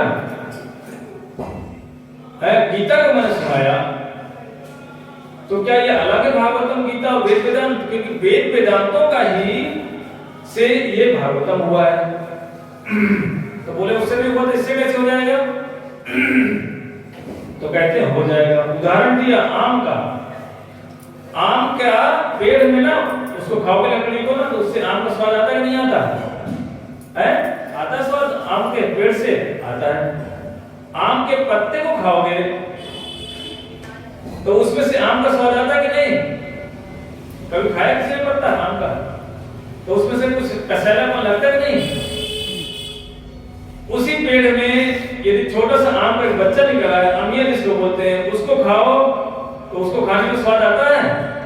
नहीं आता, लेकिन कसैलापन आता है। और जब आम बड़ा हो जाए उसको खाओ, उसमें स्वाद नहीं आता, कसैलापन आता है। लेकिन जब वही आम पक जाता है और पक जाए फिर उसको खाओ, फिर उसका स्वाद आएगा नहीं आएगा? बोले हमने आम कभी खाया नहीं, हमें पता नहीं कि स्वाद होता है कि होता। आम किस किसी ने खाया? आम खाओ, सबने आम खाया। कच्चा आम स्वाद नहीं अच्छा लगता है, पका हुआ कौन सा? पका हुआ। तो कहते हैं ऐसे ही श्रीमद् भागवतम है। कहते जिस तरह से एक कच्चा आम हो, और कच्चा आम की तुलना किससे की? बोले वेद वेदांतों से की। और ये भागवतम क्या है? बोले भागवतम आम का ही पका हुआ फल है। निगम कल्पतरोर गलितम फलम सुखमुखादमृतम द्रव संयुतम। निगम मतलब होता है वेद। वेदों का पका हुआ फल क्या है? श्रीमद् भागवतम। इसीलिए नारद जी को बोले नारद जी भागवतम आलाप सब सातु गीतम। बोले जो सुखदेव गोस्वामी ने जिस भागवतम को सुनाया, बोले वही भागवतम सुना, बोले वही तो सत्कर्म है। इतना सुन करके दूसरा उदाहरण और दिया। बोले भैया घी होता है, घी से क्या बनती है? पूड़ियां बनती है। अब घी यदि घर में खत्म हो जाए, घर में दूध रखा हो, तो कोई कह दे नहीं चलो घी खत्म हो गया है ना, अब दूध डाल करके पूड़ी तल लो, तो पूड़ी तल लोगे? क्यों? क्योंकि भाई घी घी होता है और दूध दूध है। तो जब दूध का ही परिणित फल है क्या घी, जब उससे घी से पूड़ियां बनती, दूध में क्यों नहीं बन सकती? तो नारद जी बोले नहीं नहीं, दूध से पूड़ी नहीं बनती। तो बोले नारद जी हम भी आपको यही समझाना चाहते हैं कि वेद वेदांतों का ही भागवतम है, पर भागवतम भागवतम है, घी के स्वरूप में है। और वेद वेदांत कैसे है? बोले दूध सदृश है। तब जाकर नारद जी लगा, बोले भैया आपने तो हमारा दुख ही दूर कर दिया। संसार में यही स्थिति, किसी को साधारण बोलो ना भजन करो, तो बोले भजन हम क्यों करें? भजन से क्या होगा? बोले भजन से तो दुख दूर होगा। इसीलिए सबको नारद जी ने जैसे बताया बोले भैया ये बताओ ये व्यवस्था कहां पर की जाए। चतुर्सम कहते हैं ये व्यवस्था हरिद्वार में करेंगे। बोले सदा सेव्या श्रीमद् भागवती वार्ता।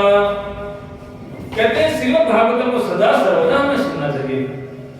ये 7 दिन तो चलो एक विधि हो गई, लेकिन भागवतम को हमें अपने घर में रोज एक ही श्लोक है पढ़ो। भगवत गीता के चाहे एक ही श्लोक पढ़ो, रामचरितमानस की चाहे एक ही प्रयास पढ़ो जरूर। उससे क्या होगा, उससे हमारा हृदय कि जितने सारे पाप इत्यादि हैं, कलमश है हृदय में, हर समय दुखी रहता है मन, सब दूर हो जाएंगे। इतनी महिमा भागवत। अब देखो आप लोग यहाँ बैठे रहो, किसी को घर की चिंता है अंदर, याद आए घर का, क्यों नहीं आया?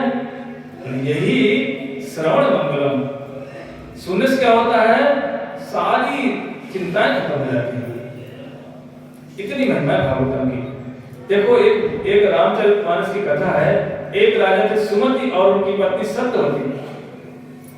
वो दोनों बैठ कर कीर्तन करते। अब वो दोनों राजा थे, राजा रानी थे। एक दिन उनके वहां पर पहुंच करके कौन विभांड ऋषि गए, क्या नाम था, विभांड ऋषि पहुंच गए। उन्होंने देखा कि भाई ये राजा होकर के ये कीर्तन कर रहे हैं, हर समय भगवान के कीर्तन करते और इनको राजपाट की चिंता नहीं है। लेकिन जाकर देखा, पूछा, बोला कि महाराज ये बताओ ये राजपाट चला नहीं रहे हो, भगवान का भजन कर रहे हो, मंत्रियों को राजपाट है, बोलो भैया आप चलाओ। बोले ये तुम्हारे हृदय में ऐसी वासना इच्छा कैसे हो गई? तब वो राजा कहता, बोले महाराज मैं पूर्व जन्मों में मुझे 4 जन्मों का याद है बता रहे थे। कहते ये बात मैं विमान ऋषि से बोले मैं आपको ही बता रहा हूं, सिर्फ मैंने किसी को नहीं बताई। बोले क्यों? क्योंकि बोले मैं पूर्व जन्मों में एक नीच जाति का था और मैं मेरा संसार में कोई नहीं था, मैं जंगल में चला गया।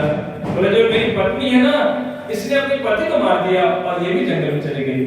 समय अनुसार हम दोनों जंगल में मिल गए और मिल करके मांस खाना, पशुओं की हत्या करना, यही काम करते थे। और लेकिन संयोग बस एक दिन बता रहे हैं कि पास में एक ऋषि रहते थे। उन ऋषि के आश्रम में हम चले गए। वहां पर रामनवमी का उत्सव चल रहा था, 9 दिन तक चला उत्सव।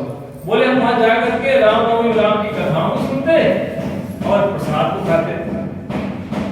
बोले समय आने पर हम दोनों के दोनों मरे। जैसे मरे चित्रगुप्त आ गए हमारे पास, यमराज पास ले गए। बोले का खाता निकालो।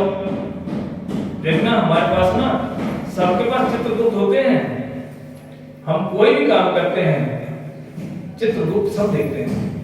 चित्र क्या करता है, चित्र लेता है, गुप्त क्या करता है, हिसाब किताब कर लेता है। कोई सोचे मैं कमरे के अंदर कर रहा हूं, कौन हमको देखता है? अरे सबको देखता है, ध्यान रखो। कुछ भी छिपा नहीं संसार में। आसमान से छिपा लोगे चोरी करने के लिए, सबकी नजरों से बच जाओगे। जो हमारे हृदय बैठा हुआ भगवान परमात्मा रूप है, उसे कहां निकाल के फेंक दोगे? तो जैसे चित्रगुप्त ने हिसाब बनाया, बोले महाराज इन्होंने जीवन पर्यंत पाप किए हैं, लेकिन ये रामनवमी में 9 दिन तक कथाएं सुनी राम जी की और प्रसाद भी खाया। तो बोले इसका फल क्या होगा? बोले इसका फल तो भैया इसका कोई हिसाब किताब ही नहीं है, इतना फल इसका। कहते हैं उसको भगवान के वैकुंठ लोक में, वो राजा कह रहे हैं कि वैकुंठ लोक बहुत साल तक रहे। बोले इस बार ब्रह्म लोक में भी हमने सुख प्राप्त किया, वहां से होते हुए हम स्वर्ग में आए, वहां भी खूब सुख और ऐश्वर्य से रहे। बोले उस 9 दिन के नवमी करने से हम आज देखो धराधाम में राजा और रानी बन के रह रहे हैं। पर तभी बोले मुझे याद है, राजा कह रहा है विमान ऋषि से, बोले हमको याद है, इसीलिए मैंने विचार किया है कि अब ये जन्म व्यर्थ न जाने दूंगा, राजपाट तो कोई और करेगा, भगवान का कीर्तन करूंगा। सोचो इतनी महिमा है श्रवण मंगलम सुनने का। इसलिए बोले कि चलो भाई हरिद्वार, वहां पर जाकर हरिद्वार में भागवतम को हम करेंगे। अब जैसे ही भागवतम की व्यवस्था वहां पर होने लगी, बोले कौन कौन से ऋषि आए? बोले भैया ऋषियों की गिनती मत पूछो। कहते भृगु वशिष्ठ चैवनाश्च गौतमो मेधातिथि देवल देवरातो रामस्तथा गादिसुतात साकलो मर्कंड पुत्रा त्रिजपे फुलादा। बहुत से ऋषि आए, कोई योगी आए, कोई अपने शिष्यों के साथ आए, कोई पत्नियों के साथ शिष्य आए, सब के सब ऋषि मुनि, एक भी व्यक्ति को निमंत्रण नहीं दिया गया था, सब अपने आप आ गए। कहते थे कुछ लोग नहीं आ सकते थे, उनको लोगों ने बुलाया कि बोले भाई चलो चलो भागवत हो रही है। और कहते हैं एक और वहां पर आश्चर्य हुआ, कहते वहां पर जब भक्ति महारानी दुखी थी ना, वो भी कैसे आई? अपने पुत्रों के साथ आ गई। ये देख करके ऋषि ने सोचा, बोले भैया ये भक्ति महारानी कैसे आई? कहते भक्ति महारानी अभी कथा सुना नहीं था, कहते ज्ञान और वैराग्य भी जवान हो गए थे। सोचो वहां पर आने मात्र से भक्ति सुतौ तो तरुणो गृहीत्वा, कहते भक्ति कैसे? सुतौ तो दोनों पुत्रों के साथ आए। प्रेमैक रूपा सा विरासी, वहां पर आ गए और कैसे प्रसन्न होकर के आए। श्री कृष्ण गोविंद हरे मुरारे नाथेति नामानि मोर वदन्ति, बोले प्रसन्न हो गए करते हुए। इसीलिए वहां पर आकर बैठ गए, सबने कथा सुनना शुरू किया। एक और प्रश्न पूछा, किन्होंने? नारद जी ने। बोले कि हे शौनक आदि ऋषियों, ये बताओ ये भागवत सुनने से कौन कौन से व्यक्ति का कल्याण हो जाता है? बोले भाई भागवत सुनने से सबका कल्याण होता है। बोला दुराचारी हो, गुरु पत्नी गमन करने वाला हो, चोरी करने वाला हो, दुकान में बैठ करके कांटा मारने वाला हो, या मंडी में जाकर के सब्जी बेचने वाला वो भी चोरी करता है, वो भी करने वाला हो।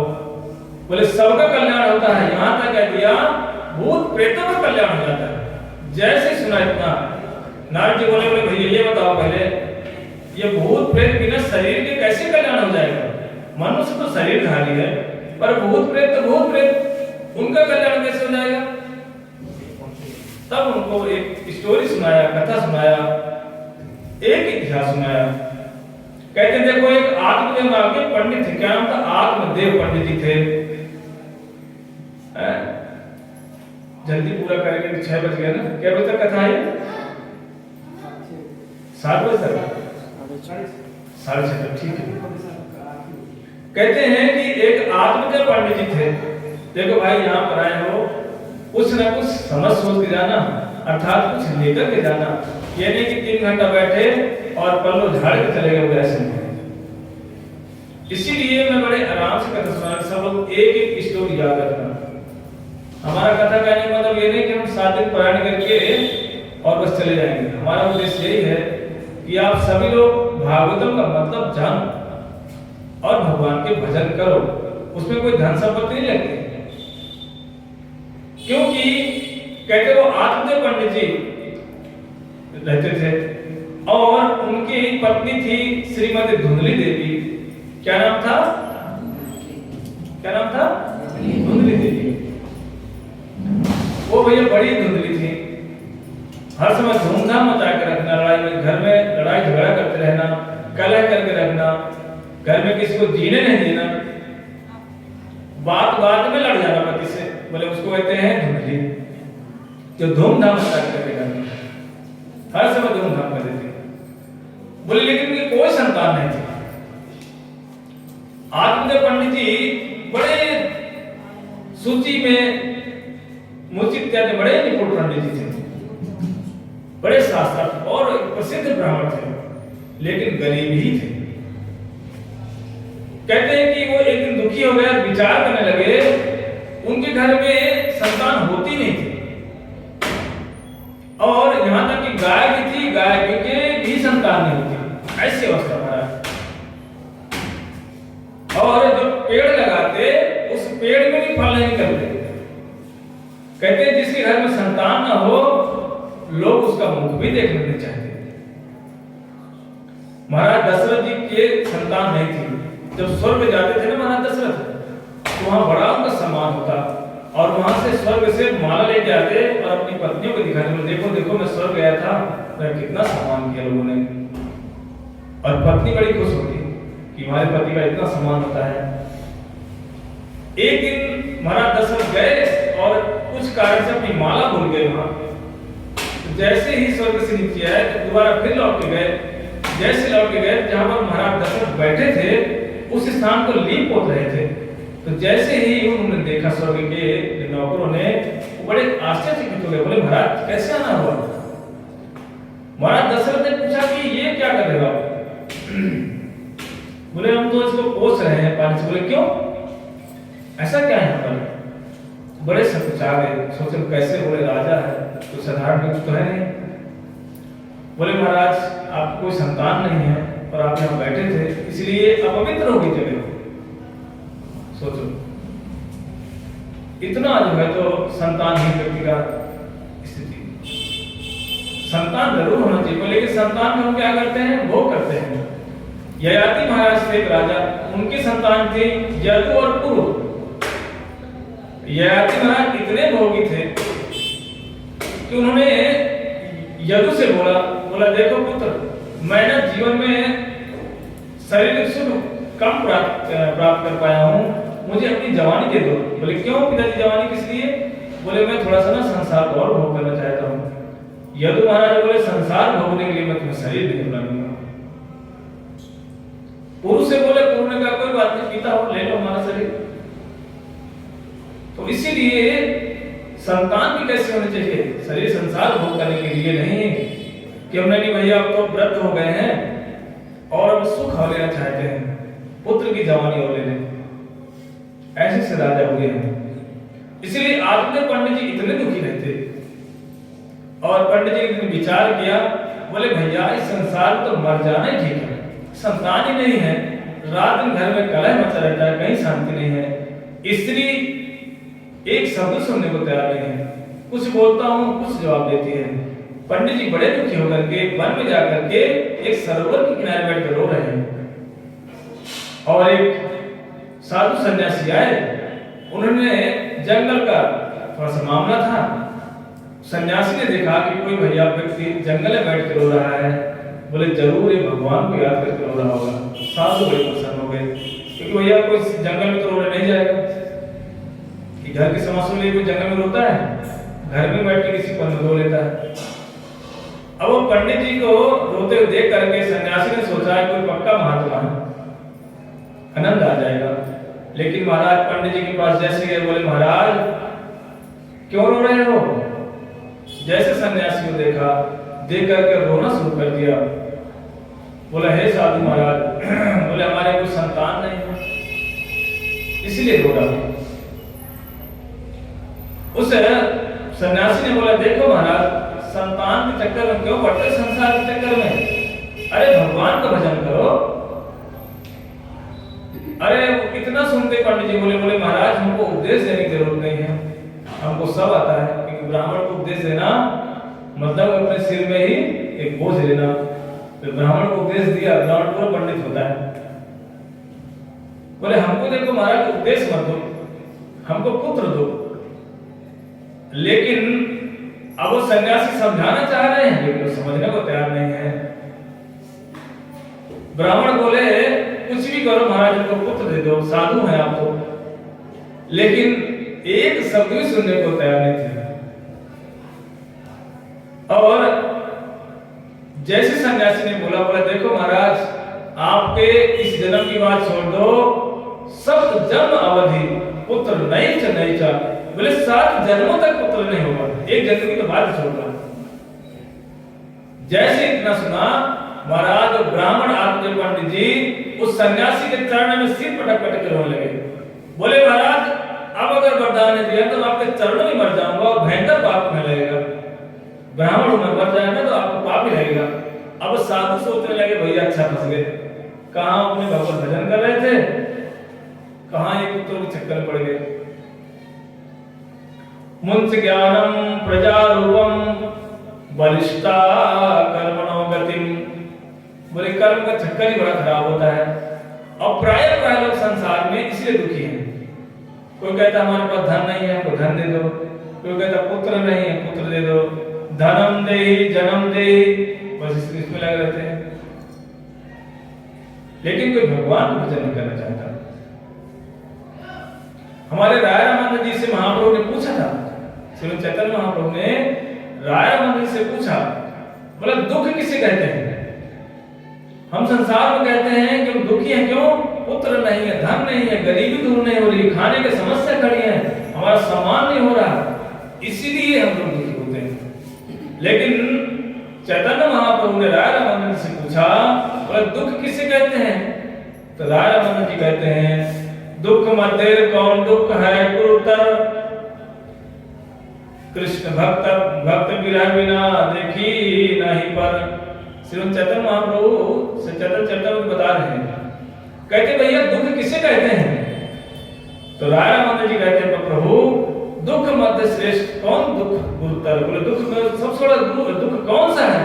बोले कृष्ण भक्तों का संग न मिलना, ये सबसे बड़ा श्रेष्ठ दुख है। युधिष्ठिर महाराज ने भी नारद जी से कहा था, बोले जिस दिन साधुओं का संग नहीं मिलता,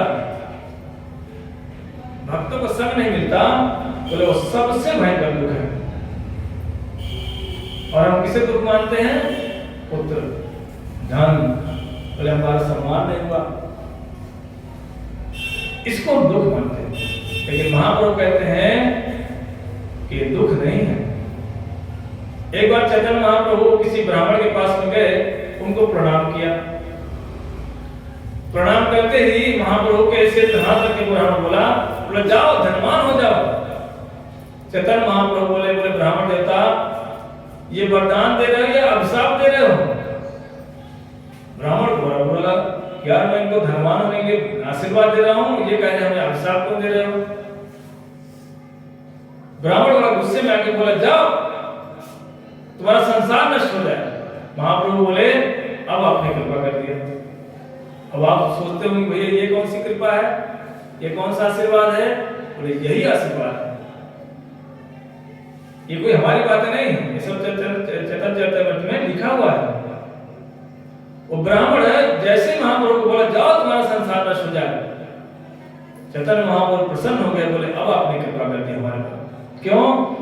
बोले संसार में धन मिल जाता, अहंकार में घूमते, ऊंट की तरह घूमते, थोड़ी सी कुछ पद प्रतिष्ठा मिल गई, बस फिर नीचे किसी को देखते, ऐसे चलते इतना कैसे, सब छोटे। बोले मैं कौन हूँ? बोले मैं यहाँ का सांसद हूँ, मैं यहाँ का एमएलए हूँ, मैं पार्षद हूँ, मैं इतना बड़ा अधिकारी हूँ। बोले ऊंट की तरह चलते हैं, उष्ट खराई संस्था पुरुषा पशु। ऊंट जब चलता है ना रास्ते में, देखना ऐसे मटक करके, कुत्ता छोटा, बकरी छोटी, ये मनुष्य भी छोटा, भैंस भी छोटी, लेकिन जब वही वो पहाड़ खींच जाता, जब ऊंट की ना गर्दन टेढ़ी पड़ जाए ऐसे दिखता है। बोले भाई मुझसे भी कोई लंबा है। हम लोग थोड़ा सा धन आ जाता है, थोड़ा सा पद मिल जाए, बस घमंड में चूर, फिर तो नहीं किसी को देखते, कोई मुझसे भी कोई नीचे वाला भी है व्यक्ति कोई। इसीलिए कहते हैं धन मिल जाए, कहते हैं इसलिए भगवान कभी कभी धनवान व्यक्ति को निर्धन करना शुरू करते हैं। क्यों? उस पर कृपा करने के लिए। लेकिन संसार में क्या कहते हैं? भगवान की बड़ी कृपा है महाराज। बोले क्यों? बोले सब कुछ ठीक चल रहा है, बोले खूब बढ़िया नौकरी है, घर में पैसा चल रहा है, सब ठीक है। वो ठीक नहीं है, वही खतरनाक है। क्यों? अब आपका मन उस सुख में लगा रहेगा, और यदि उस संसार में लगा रहा मन और शरीर छूट गया ना, फिर क्या होगा? लौट करके उसी घर में आ जाओगे कुत्ते बन करके। अब नाती पोता तो नहीं जानते कि मेरी दादी है, तो उसको तो पता नहीं कि हमारी दादी घूम रही कुत्ता बन के, क्योंकि दादी का मन कहाँ लगा था? पोता पोती में, घर में सुंदर मकान, टाइल लगा हुआ है, संगमरमर लगे हुए हैं, बढ़िया हमारे सब कुछ ठीक है, एसी वाला रूम है, बेडरूम साइड में है, आनंद आ रहा है जीवन का। लेकिन महाराज उसी आनंद में यदि इसका शरीर छूट गया, वो लौट करके फिर वहीं आ जाएगी, और कभी कुत्ता बनकर, अब दादी को तो पता है कि मैं इसी घर की हूँ, लेकिन पोते को तो पता नहीं है कि हमारी दादी है। अब वो डंडा उठाएगा, एक दिमाग से मारेगा। अब वो कौं करते हुए भागेगी दादी। ममता लेकिन बड़ी बहन का फिर लौट के आएगी, फिर मार खाएगी। देखना कभी कुत्ता करते हमारे घर में, उसको मार के भगाते हैं, वो कुछ दूर जाएगा, घूम कर फिर आ जाएगा। तो समझो ये हमारा कोई अपना परिजन है, ये दूसरा नहीं है। इसीलिए घर संसार में अगर हमारा मन लगा रहा, इसीलिए कभी ठाकुर धन देते भी नहीं है, धनवानी को भी निर्धन बना देते हैं। कितने को बनाया हमारे सामने उदाहरण है, बहुत सारे। नाम नहीं लेंगे, नहीं तो कहीं लाइव में सुन लेंगे, कहेंगे हमारा नाम दे रहे बैठ करके। बड़े बड़े बिजनेस व्यापारी लोग भगवान ने गिरा के नीचे रख दिया और कहा वृंदावन में वास दे दिया, बोला अब यहाँ रहो। जिनको हमारे गुरुवर लोग कहते थे भजन करो, वो कहते ठीक है गुरुजी भजन कर देंगे समय आने पर, भजन नहीं करते थे। क्यों? धन का अहंकार था। जन्म ऐश्वर्य श्री भी एद माद मदापमान नयोत्तम दातु त्वयाम किंचन गोचरः। कुंती महारानी स्वयं कहती हैं ठाकुर जी, ये 4 प्रकार के लोग भगवत भजन नहीं करते। बोले कौन कौन से? जिनको जन्म का घमंड होता है। बोले जाति में कौन है? ब्राह्मण है, पराशर है, हम दुबे हैं, चौबे हैं, पता नहीं क्या क्या बोलते, तिवारी है, वाजपेयी है, हम श्रेष्ठ अपने आप को गिनती कराते हैं। जन्म ऐश्वर्य, बोले जिनके अंदर बहुत ऐश्वर्य हुआ, बोले भाई भजन कौन करेगा? बोले भजन करे गरीब आदमी। बोले हम तो संपन्न हैं। बोले साधु कौन बनता है? बोले जिनके घर में खाना भी नहीं होता, जिनको कोई पूछता नहीं है, बोले बाबा बन जाते हैं। ऐश्वर्य, सुख, धन, श्री, बहुत सुंदर व्यक्ति होगा ना, वो कभी कथम जल्दी बैठेगा नहीं। क्यों? जब आएगा ना मंदिर में देखेगा ये भी काला अधिक से वाला, बोले ये कोई ऐसे माता जी बैठी गरीब सी, आएगा तो झांकेगा, वहां से ऐसे हाथ जोड़ेगा लौट जाएगा। क्यों? बोले एक व्यक्ति तो सुंदर नहीं बैठा, मैं कहाँ बैठा? मैं सुंदरवान। बोले सुंदरवान व्यक्ति भी कथन नहीं सुनता कभी। इसलिए कुंती वो कहती हैं, बोले 4 प्रकार के लोग भगवत भजन नहीं कर सकते। इसीलिए भगवान से, बोले भगवान का भजन कौन करता है? बोले जिसके हृदय में पूर्व जन्मों के संस्कार होते हैं। अब यहाँ देखो जितने लोग बैठे हैं, ये सब पूर्व जन्मों का संस्कार है। जरूर जरूर कहीं ना कहीं किसी जन्म में आप लोगों ने साधु संग तो किया है। बिना साधु संग के ये जो प्राप्ति नहीं हो सकती। नहीं तो बहुत सारे लोग यहाँ पर हैं, क्यों नहीं है? क्योंकि उनकी सुकृतियां कमी है, उनके पाप, ये मैंने कह रहे, शास्त्र कह रहे हैं, पाप उनके हृदय में कहीं न कहीं व्याप्त है।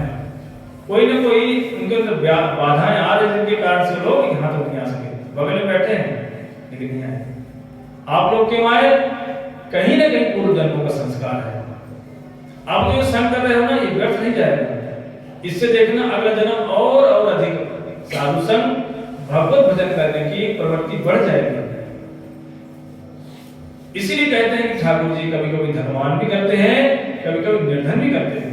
यदि कोई भगवान का शरणागत हो जाए तो भैया धर्मराज जाट की तरह ठाकुर जी उसके घर में बेटी को शादी भी करके आ जाते हैं। धर्मराज जाट थे, घर छोड़ करके चले जाए, उनकी बेटियों की शादी करने स्वयं चले गए। उनकी बेटियों को जो पिता के रूप में खड़ा कर स्वयं विवाह करवाया। ठाकुर सब करते हैं। एक हमारे सनातन गोस्वामी जी के पास एक ब्राह्मण आ गए थे, शिव के भक्त थे। वो जब यहीं पर वृंदावन में आए, जहाँ पर मदन मोहन जी हैं, शिव जी का बड़ा भक्त था ब्राह्मण, और आके बोला शिव जी प्रकट हो गए। बोला महाराज हमको 3 बेटियां, शादी करना, हमको कुछ धन दे दो। शिव जी बोले भैया सनातन गोस्वामी रहते हैं वृंदावन में, ऊंचे टीला में, उनके पास चले जाओ, उनके पास तो स्पर्श मणि है। क्या है? स्पर्श मणि। इस लोहे में स्पर्श करा दो, लोहा भी सोना बन जाता है। और वो ब्राह्मण भाग कर गया वृंदावन में, सनातन गोस्वामी जी के पास गए। बोले बाबा हमको शिव जी ने भेजा है और आपके पास स्पर्श मणि है, वो हमको दे दो। बाबा सोचने लगे हमारे पास कोई स्पर्श मणि है नहीं और शिव जी ने भेजा है, ये गलत तो हो नहीं सकता, क्योंकि भोले बाबा कोई गलत तो बोलेंगे नहीं। बोले कि ना मनी है ना हमारे पास। तब उनको याद आया, बोलो हो उस समय पहले मुझे ना कुछ चमकती हुई चीज मिली थी और मैंने पत्तों के ढेर में फेंक दिया था उसको। बोले बाबा बताओ सर सब। बोले भैया ऐसे करो, ये ढेर बड़ा ना कचरे का, इसमें दोनों साइड मिल जाए, ढूंढा तो स्पर्श मणि मिल गई। बोले वाह ये कैसा भाव विरक्त है, स्पर्श मणि को कचरे में फेंक दिया। और जैसे वो ब्राह्मण देवता लेकर के वृंदावन से चलने लगा, कुछ दूर गए उसके बाद में एक संशय आया कि बाबा के पास लग रहा है कोई और माल है, इससे भी महंगी चीज है। बोले क्यों? बोले कचरा आदमी कब फेंकता है, जब बेकार हो जाता है। बोले इसका मतलब स्पर्श मणि से भी अधिक श्रेष्ठ वस्तु इसके पास जरूर है।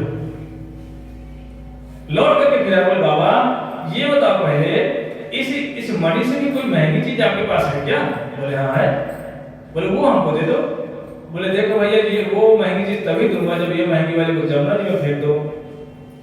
अब ब्राह्मण तो ब्राह्मण थोड़ा लालची से बात होता ही भाई, तो ब्राह्मण तो नहीं बैठे यहाँ पर बुरा लगे किसी को, देखो भाई होता है। और वो ब्राह्मण क्या करे, जमुना जी किनारे जाए, ऐसे हाथ करे लौट आए। बोले कहीं ऐसा ना बाबा झूठा निकल गया तो बोला हाथ से जेब चली जाएगी।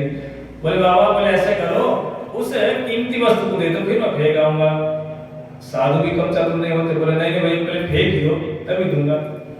अब उसने अपने हृदय में हाथ रख करके जैसे जैसे आंख बंद करके फेंक दिया ब्राह्मण। और आया बोले महाराज मैं फेंक के आ गया हूं, हमको इससे कीमती वस्तु दे दो। बोले फेंक आए? बोले हाँ। बोले बैठो मेरे पास, और माला पकड़ा दिया। बोले लो ये भजन करो। जैसे ब्राह्मण ने माला पकड़ा अपना सिर पे हाथ पीटा, बोले हे राम राम, मणि तो हाथ से चली गई। बाबा ने माला पकड़ा दिया। बोले बाबा इसका क्या करूं?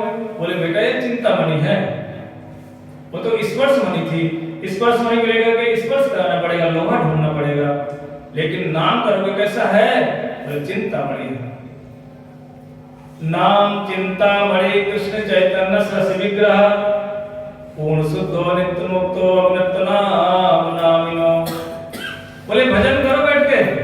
अब तो ब्राह्मण देवता सोचे भैया वो पाई नहीं रहा कोई, बैठ ही जाओ। जैसे भजन करने लगे कुछ समय के बाद ब्राह्मण ने विचार किया, बोले बाबा मैं ना कुछ दिन के लिए अपने बार घर देख आऊं क्या? क्योंकि ब्राह्मण को बड़ा दुख होता कि मेरी 3 बेटियां थी, पत्नी विवाह हुआ होगा, ये संसार में क्या बदनामी हो रही मेरी। सनातन गोसाई बोले ठीक है चले जाओ। जैसे अपने गांव गया पूछा, बोला मेरी बेटियां, उसने ऐसे वैसे पूछा साधारण, बोला बेटियां कहाँ गई जो यहाँ थी ब्राह्मण की? बोले भैया उस ब्राह्मण ने तो बड़े बड़े घरों में शादी कर दी जहां पर बोले सोच भी नहीं सकता था ब्राह्मण। बोले कैसे कर दिया, इतना पैसा कहां से आ गया? वो तो गरीब आदमी था। और जब वो स्वयं जाकर ब्राह्मण गया, लड़के को पता लेकर गया, बड़े बड़े रईसों घर में शादियां हुई। ब्राह्मण लौट करके चुपचाप प्रणाम किया, भाग के बाबा के पास आए। बोले बाबा आपने सच में कहा था, ये सच में चिंतामणि है नाम। बोले इस नाम का आश्रय लेने मात्र से जहां मैं सोच भी नहीं सकता था, यदि मैं स्पर्श मणि ले भी लेता और लड़के की शादी करता ना, उतने बड़े घर में शादी नहीं कर सकता था। इतने रईस घर में लड़के चले गए। सोचो इतनी महिमा है भगवान के नाम की। इसीलिए आत्मदेव पंडित जी को समझा रहे सन्यासी, लेकिन वो समझने को तैयार नहीं है। बोले भैया हमको तो पुत्र चाहिए। सन्यासी ने सोचा भैया समझने वाला तो है नहीं, एक फल दीजिए। बोले जाओ अपनी पत्नी को खिला देना। अब जैसे पत्नी के पास आए, बोले ओ धुंधली देवी देखो मैं तुम्हारे लिए फल लाया हूं। और धुंधली ने सोचा लग रहा है कोई आज विशेष फल आया होगा, विदेश का कोई लग रहा फल आया, आज इंडियन वाले फल खाकर तो परेशान है। लेकिन जैसे बोले इसको क्या करना है? बोले इसको खा लेना तुम्हारे पुत्र हो जाएगा। धुंधली बोली हे भगवान पंडित का दिमाग खराब है, पुत्र के पीछे लगा रहता है। बोले मैं ऐसे ठीक हूं। बोले फल खाऊंगी, गर्भवती होंगी, पेट बड़ा होगा, घर के काम नहीं कर पाऊंगी, और काम नहीं कर पाऊंगी, और यदि गलती से मेरा पेट बढ़ गया और मैं चल नहीं सकती, मेरी ननद आ जाएगी घर में। अगर नंद घर में आए भैया माल पत्ता सब बांध के ले जाएगी, मैं देख भी नहीं पाऊंगी। बोले पेट नहीं बड़ा कराऊंगी, कुछ भी हो जाए, ये फल नहीं खाऊंगी। और विचार करने लगी कि यदि सुखदेव गोस्वामी की तरह 16 साल रहने वाला कोई बच्चा पेट में आ गया। बोले सुखदेव गोस्वामी तो गए थे तो वेद व्यास जी ने समझाकर उनको बाहर कर लिया था। बोले मेरे पंडित, मेरे पति के अंदर बुद्धि नहीं है, इसको मेरे गर्भ से कौन निकालेगा बच्चे को, और यदि चोर आ गए सब तो भाग जाएंगे, मैं भाग नहीं पाऊंगी, इसीलिए बोले मैं फल नहीं खाऊंगी। इतना दिमाग लगाती है सोचो कौन, धुंधी महारानी। इसीलिए लेकिन समय अनुसार धीरे धीरे करके उनके पड़ोस वालों से पूछा, बोले बहन मैं क्या करूं, बोले खा ले बहन, तेरे घर में संतान होगी, बच्चे खेलेंगे, तेरा घर भर जाएगा।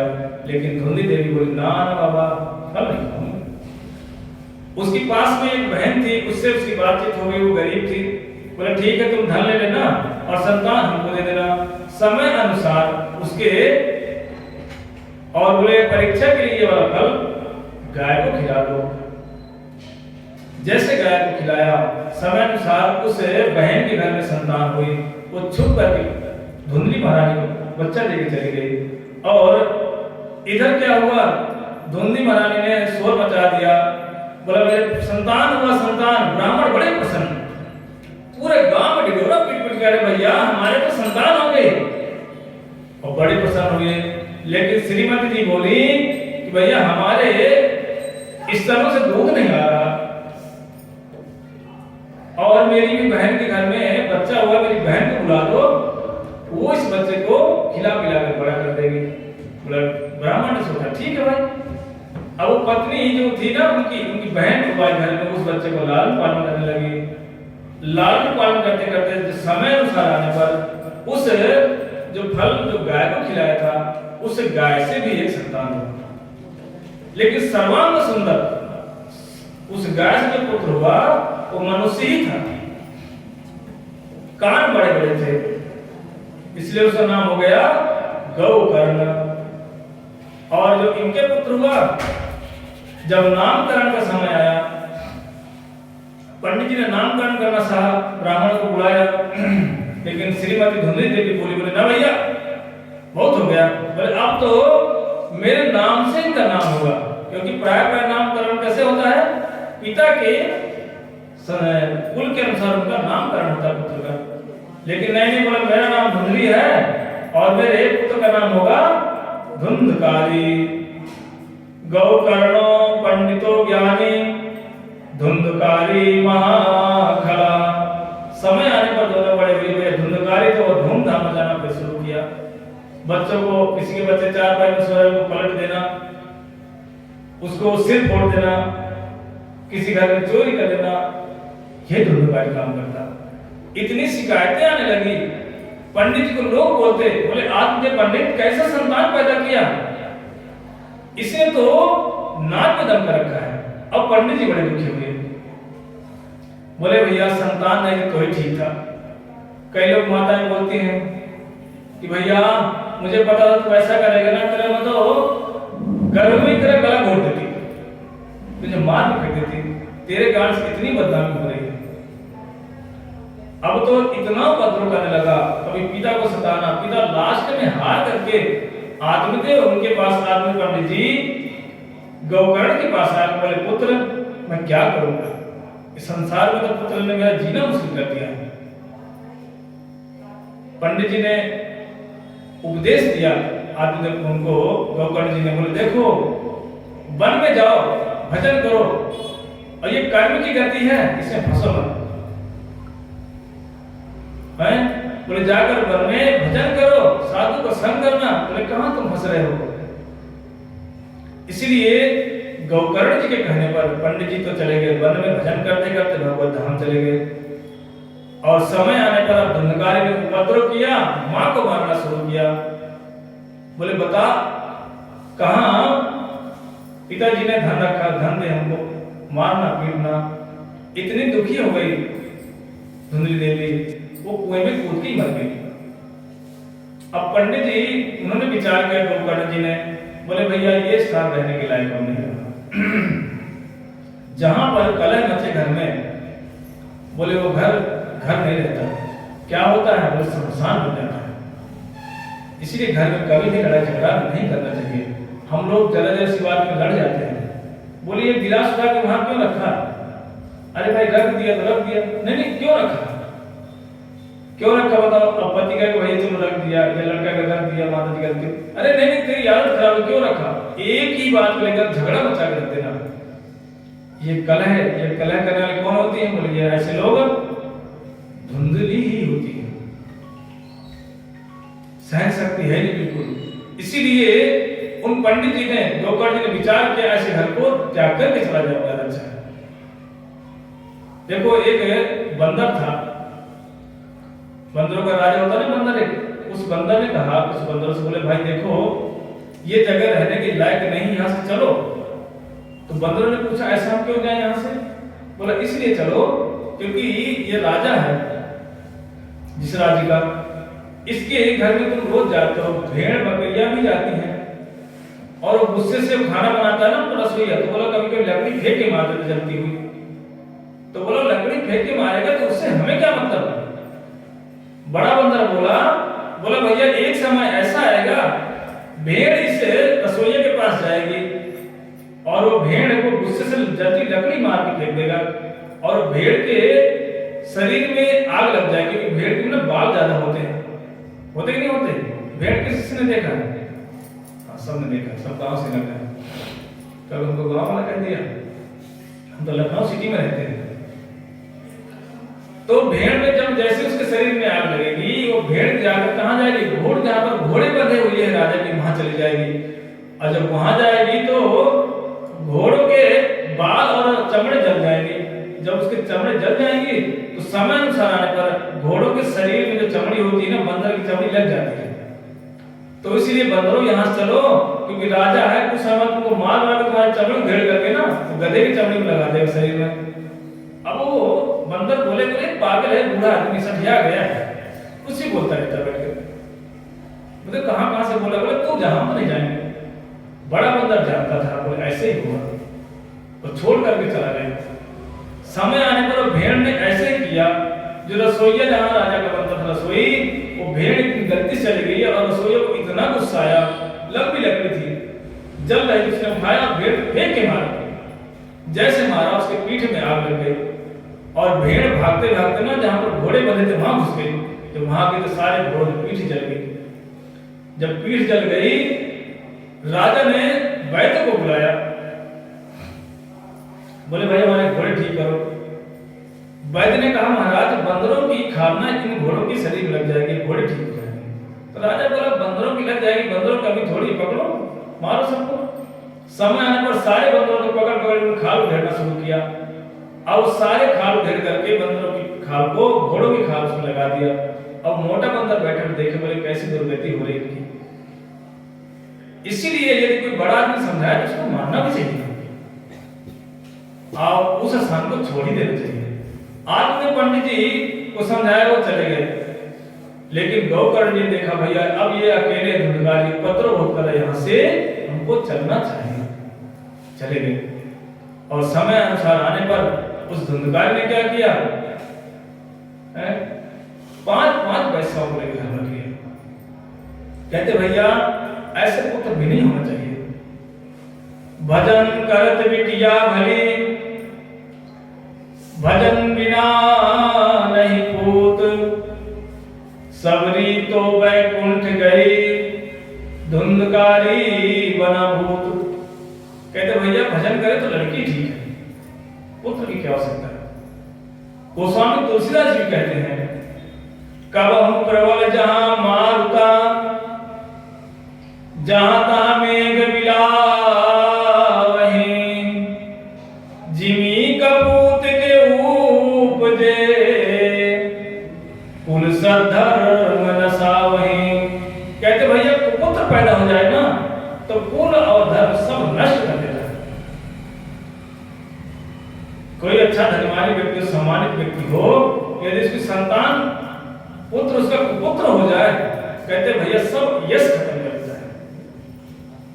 और धीरे धीरे करके, क्योंकि समय ज्यादा हो रहा है इसलिए कल से, लेकिन ध्यान देना कल से हम कथा कै बजे शुरू करेंगे? 4 बजे। कै बजे?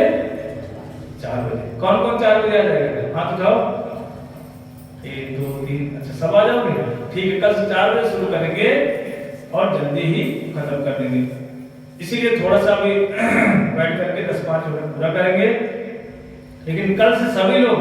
और कैसे आओगे? अकेले नहीं, सबको अपने साथ में लेके आना। अब आप कहोगे कोई नहीं मिला तो हम आएंगे नहीं, आप तो जरूर आना। ऐसा नहीं कि कहोगे हम तो हमारे कोई साथ नहीं आया तो हम कैसे जाए, देखेंगे तो हमको बोलेंगे नहीं, आप तो आना, अपने साथ और लोगों को लेकर जरूर आना।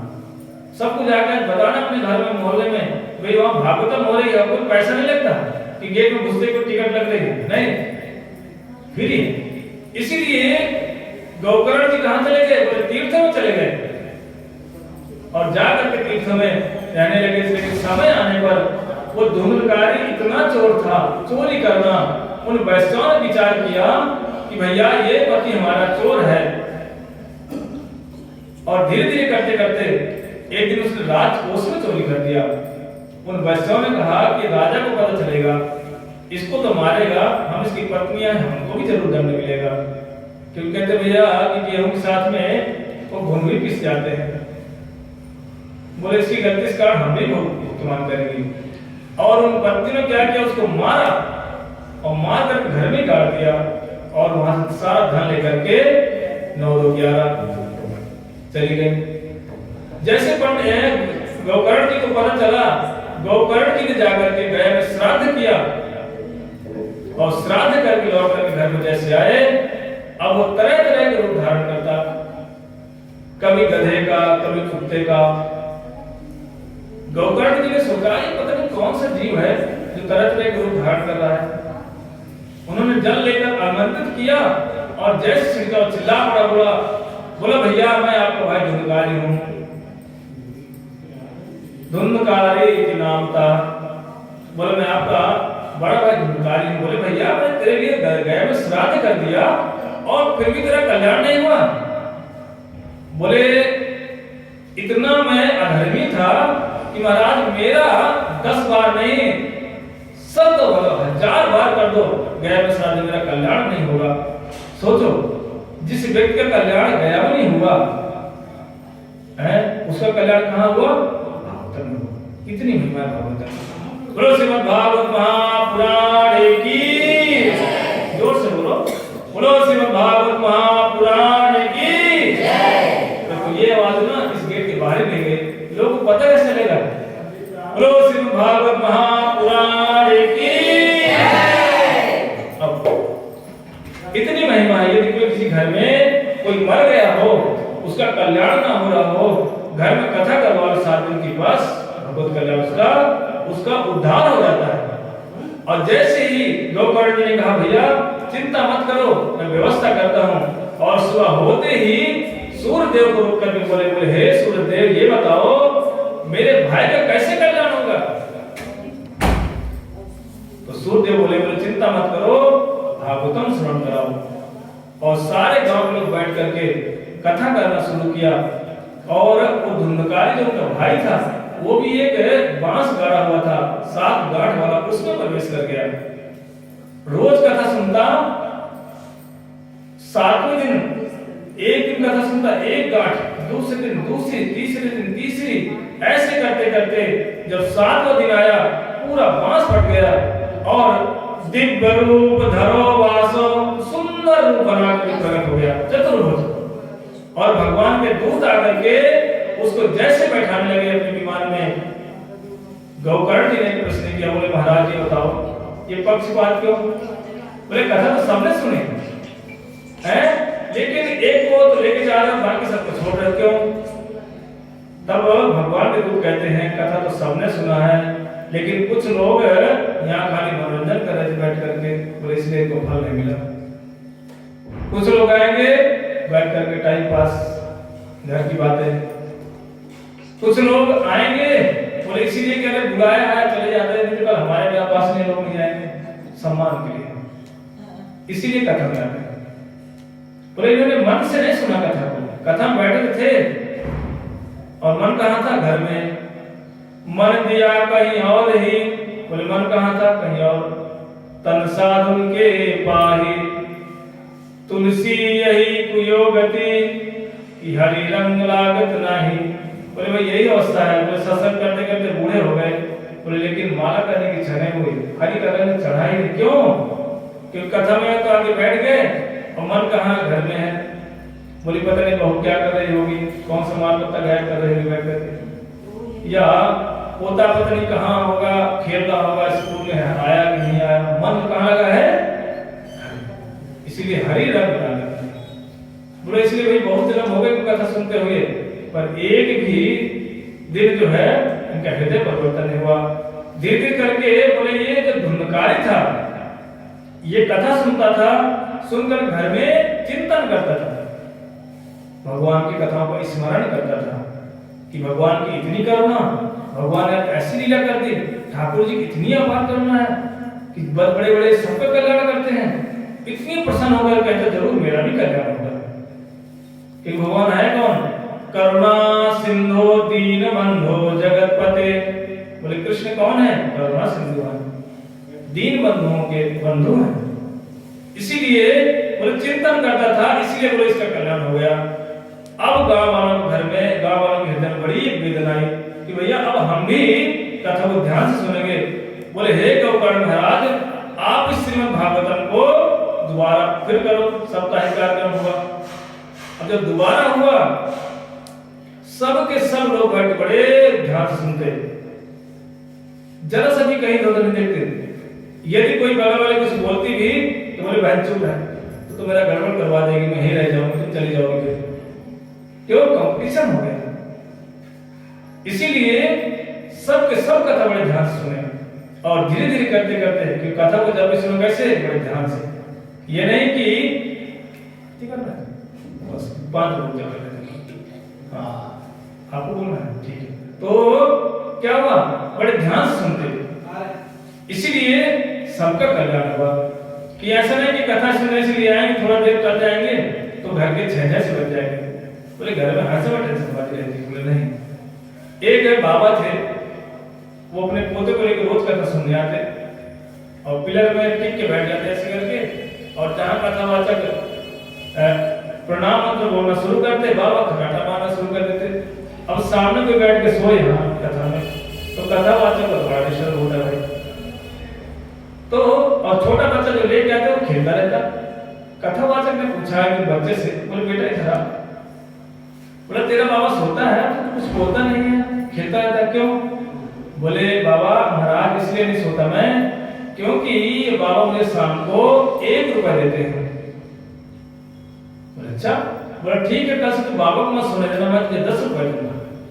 अब जैसे ही बाबा आंख बंद करके सोना शुरू करे तो पोता है तो कभी बाल खींच ले, कभी कपड़े खींच ले। बाबा बोले चुप रह, डांटे, शाम तुझे 1 रुपया नहीं दूंगा, तुझे खाने के लिए 1 रुपया दूंगा नहीं, तो मुझे डिस्टर्ब कर रहा, सोने नहीं दे रहा। शाम हो गई, 3-4 घंटे उसको सो नहीं पाया बेचारा। तब बोला कि पोता से पूछा, बोला ये बता बेटा तूने ऐसा क्यों गड़बड़ी की? बोले बाबा तुम तो 1 रुपया देते हो। बोले जो कथा बोले पंडित जी 10 रुपया देते हैं। बोले मैं 10 रुपया लेता हूँ, इसलिए आपको सोने नहीं दूंगा। तब वो महाराज कथावाचक ने उस बाबा को बुलाया, बोला इधर आओ, सोते क्यों हो? बोले महाराज मैं इसलिए सोता हूँ, घर में बहुओं ने सोना हराम कर रखा है, घर में सो ही नहीं पाता शांति। कभी कोई बहू ये पोते को पकड़ा देती, कभी छोटी वाली कहती मेरा पोता संभाल, कभी बड़ी वाली कहती मेरा बच्चा संभाल। इसलिए एक बच्चे को लेकर मैं कथा में आकर सोता हूँ कि नींद पूरी नहीं होती, तो इसीलिए कल्याण नहीं होता। भाई नींद पूरी नहीं होती, किसी का डिस्टर्ब घर में हो रहा, शांत रह नहीं पा रहे, इसीलिए कथा में जाएंगे। इसीलिए कहते ध्यान से कथा को हमें सुनना चाहिए। इसीलिए दोबारा जैसे कथा हुआ, सब के सब इतने विमान आ गए, कहते स्वयं अर्जुन आ गए, भगवान साक्षात प्रकट होकर के वहां बड़ा सुंदर कीर्तन होने लगा। सब लोग हाथ उठा के बोलने लगे, बोलो हरे कृष्णा कृष्णा कृष्णा हरे हरे, हरे राम राम राम हरे हरे। बोलो श्रीमद् भागवत महापुराण की जय। देखो चिंता मत करो भाई, भागवत कथा सुनने वाला रोटी बनाना है, तो चिंता मत करो, भंडारे की भी व्यवस्था यहाँ पर है। खाने के लिए चिंता मत करना, कथा निश्चिंत होकर सुनो, क्योंकि खाने के लिए भंडारा यहाँ पर ठाकुर जी ने व्यवस्था करके रखा है। इसलिए बनाना न जाए कि वहां जाकर बनाना फिर खाना, यही सब कुछ मिलता है। प्रो श्रीमद् भागवत महापुराण की जय, प्रो वृंदावन बिहारी लाल की जय।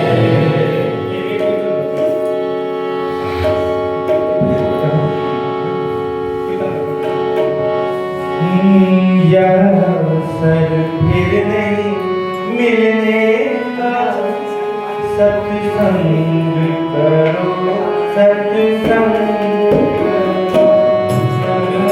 अवसर फिर नहीं